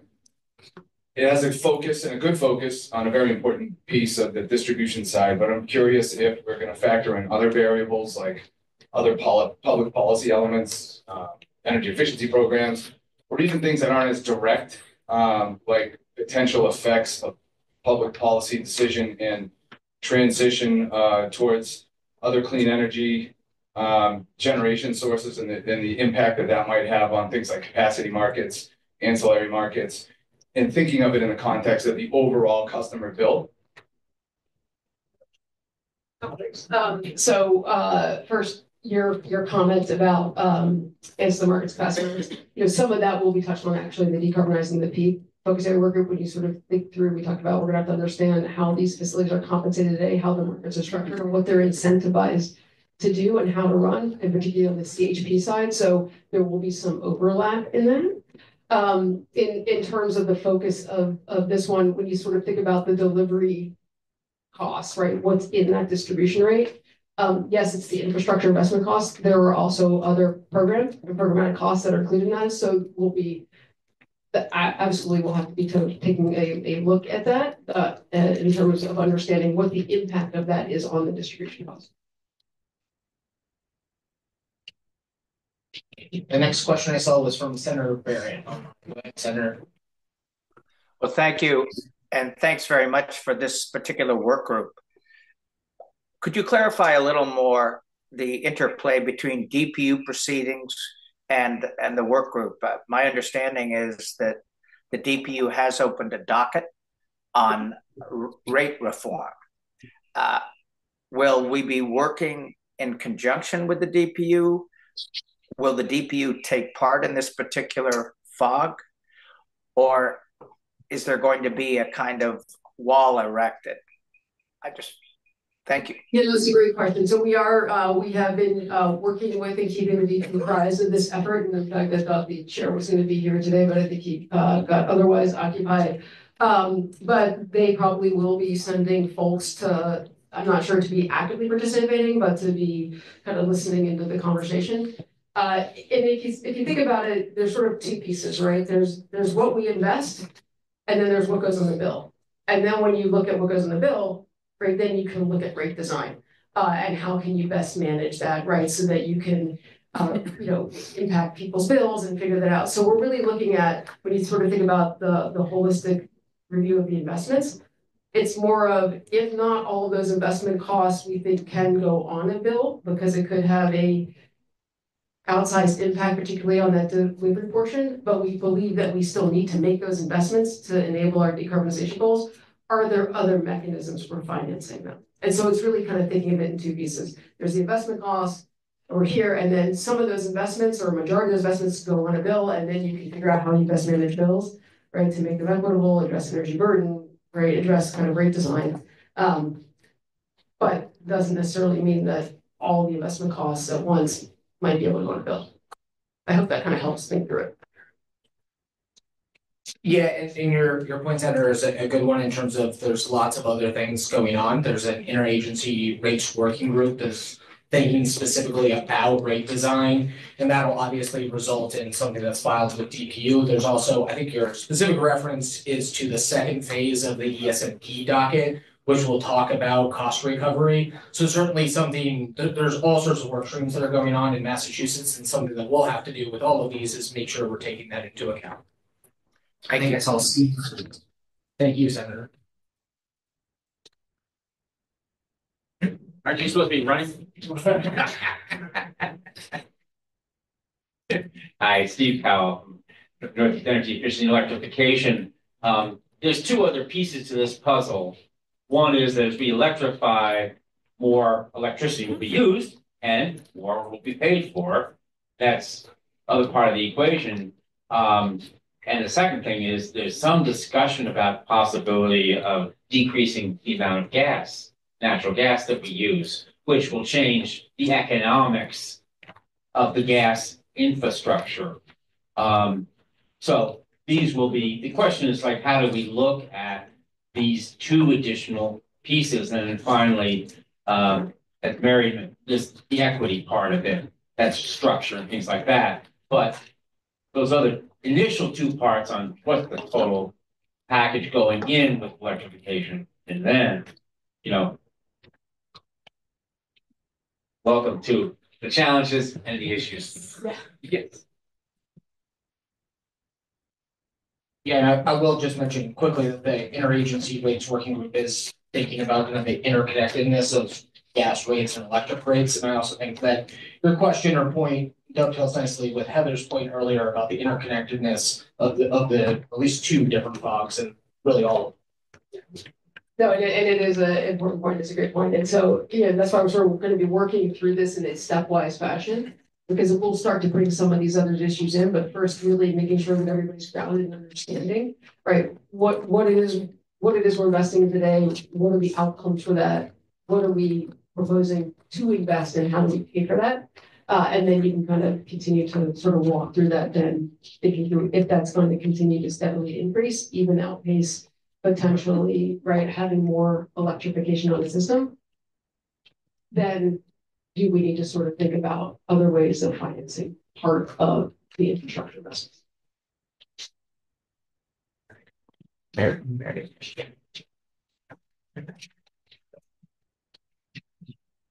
So my question is, there are tools that were not considered in the ESMP filings and in the final decision, such as a distributional equity analysis. That was not part of the decisions, the ESMP's filing or the decision. So my question is, are these two going to be part of our conversations here, or are we going to be, or will the scope be narrowed to the DPU decision and EDC plans? And can you just say your name again and your affiliation? Thank you. Mary Wamboi, Planning Office for Urban Affairs. And lastly, there was, and then there were some questions during the filings, such as what are the alternatives? We never got those. Are we going to consider them in this conversation, or it'll just be squeezed to the EDC's plans?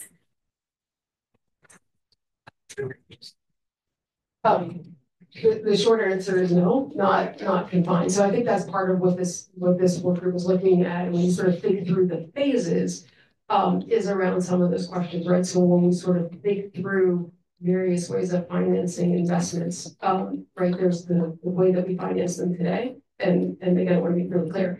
We're going to have to continue to finance investments the way we're doing today. But when we sort of think about, as Paul said, if you're thinking about the incremental investments that need to be made to transition the distribution system, depending on, right, the level that you get to, if you don't think that you could equitably incorporate all of that right onto a utility bill, but we all agree we have to make these investments to keep going for decarbonization, then we should maybe think about what can you do with that delta. And your point about distributional equity and how we do that absolutely will have to be an overlay on that, because we can't create a regressive system, right, that would then take on those extra costs. Sue has her hand. Sue, please go ahead. Thanks a lot. And sorry I can't be there. It's nice to see all of you. I thought I would just add that an observation that many of the comments so far have tended to focus on what's inside the electricity bill. And as I understand this particular fog, it is explicitly attempting to look at also things outside the electricity bill, financing mechanisms that could come through tax policy, for example, or other funding mechanisms that are either federal or state, from the again, from the taxpayer and budgetary point of view. It's not to say that this working group could, or the advisory board could control any of that, but it's to look at ways that other states are thinking about this. There are financing incentives that are in place that help bring and leverage private capital in in very different ways than in the past. So I just wanted to add that as part of the big pie that we assume people are going to be looking at.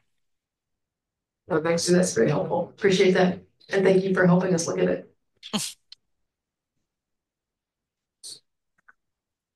That's a great point. And I think as well as, looking at tax policy is also one thing where generally speaking, those are structured a little bit more progressively than electric rates. So certainly there's implications for the equity questions as well there. Any other last comments? All right. Seeing none, again, third time's the charm. We are voting on the approach that was outlined for this FOG today, as well as Article 3 of the FOG, this FOG's. So we'll start with the folks in person. All those in favor of adoption? Anyone opposed? Again, if you could turn your name tag sideways. All right, seeing none. Any abstentions? No abstentions in the room. And then again, this time for those that are virtual, anyone that is opposed, I'd ask that you raise your hands. All right, seeing none. Any abstentions? Please raise your hands. All right, none. The motion, as it were, is passed. All right. Well, I think that brings us to the end of our agenda a little bit early here today. We do want to wrap up with some takeaways and reminders. Before we get to takeaways, I think there's at least one reminder that 4:15 at the Dubliner. Yeah. Or whenever, yep. Or whenever, apparently. That's the fourth official FOG. We're not going to vote on that. I can assume that's adopted. I will say, moving to takeaways, I've been trying to pull together some notes from the comments that we've received today. And I think there's really kind of two buckets of comments that I have here. The first is kind of a desire to address these issues holistically.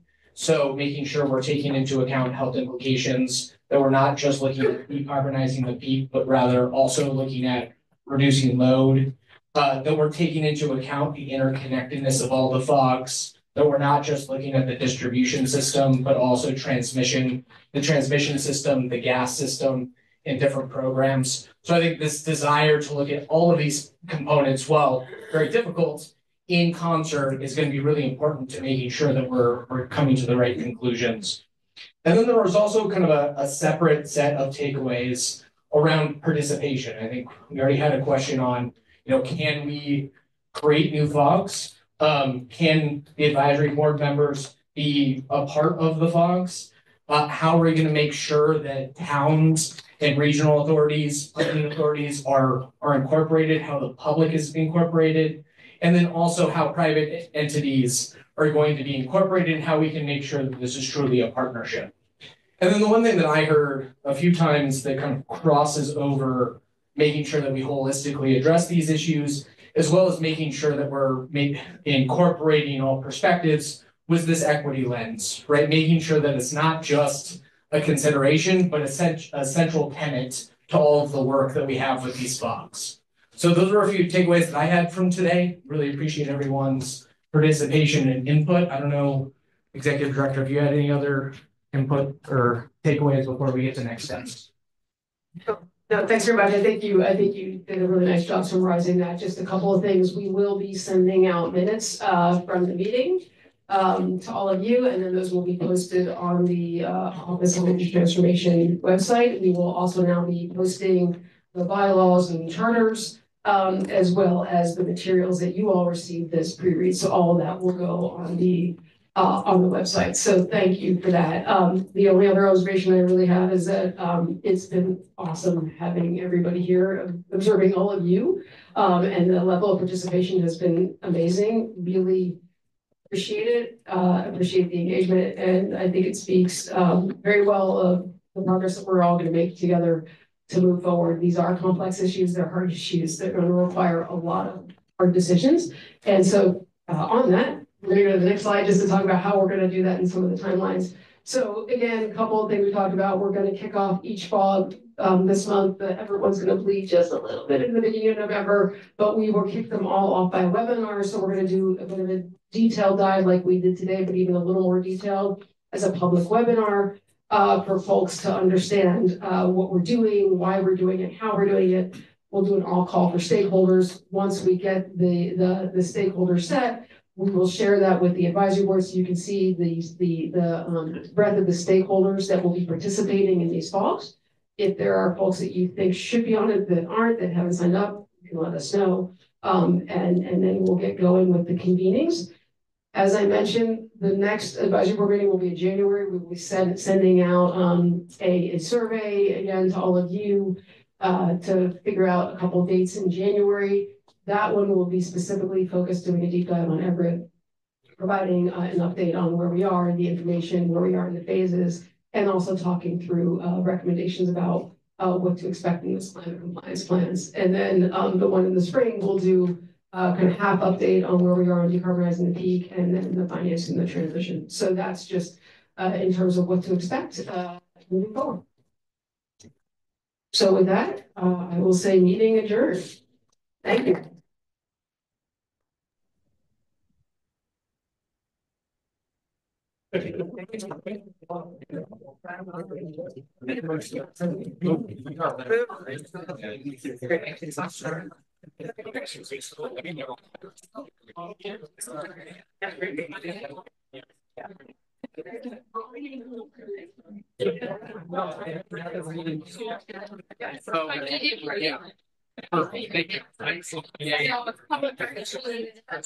Yeah.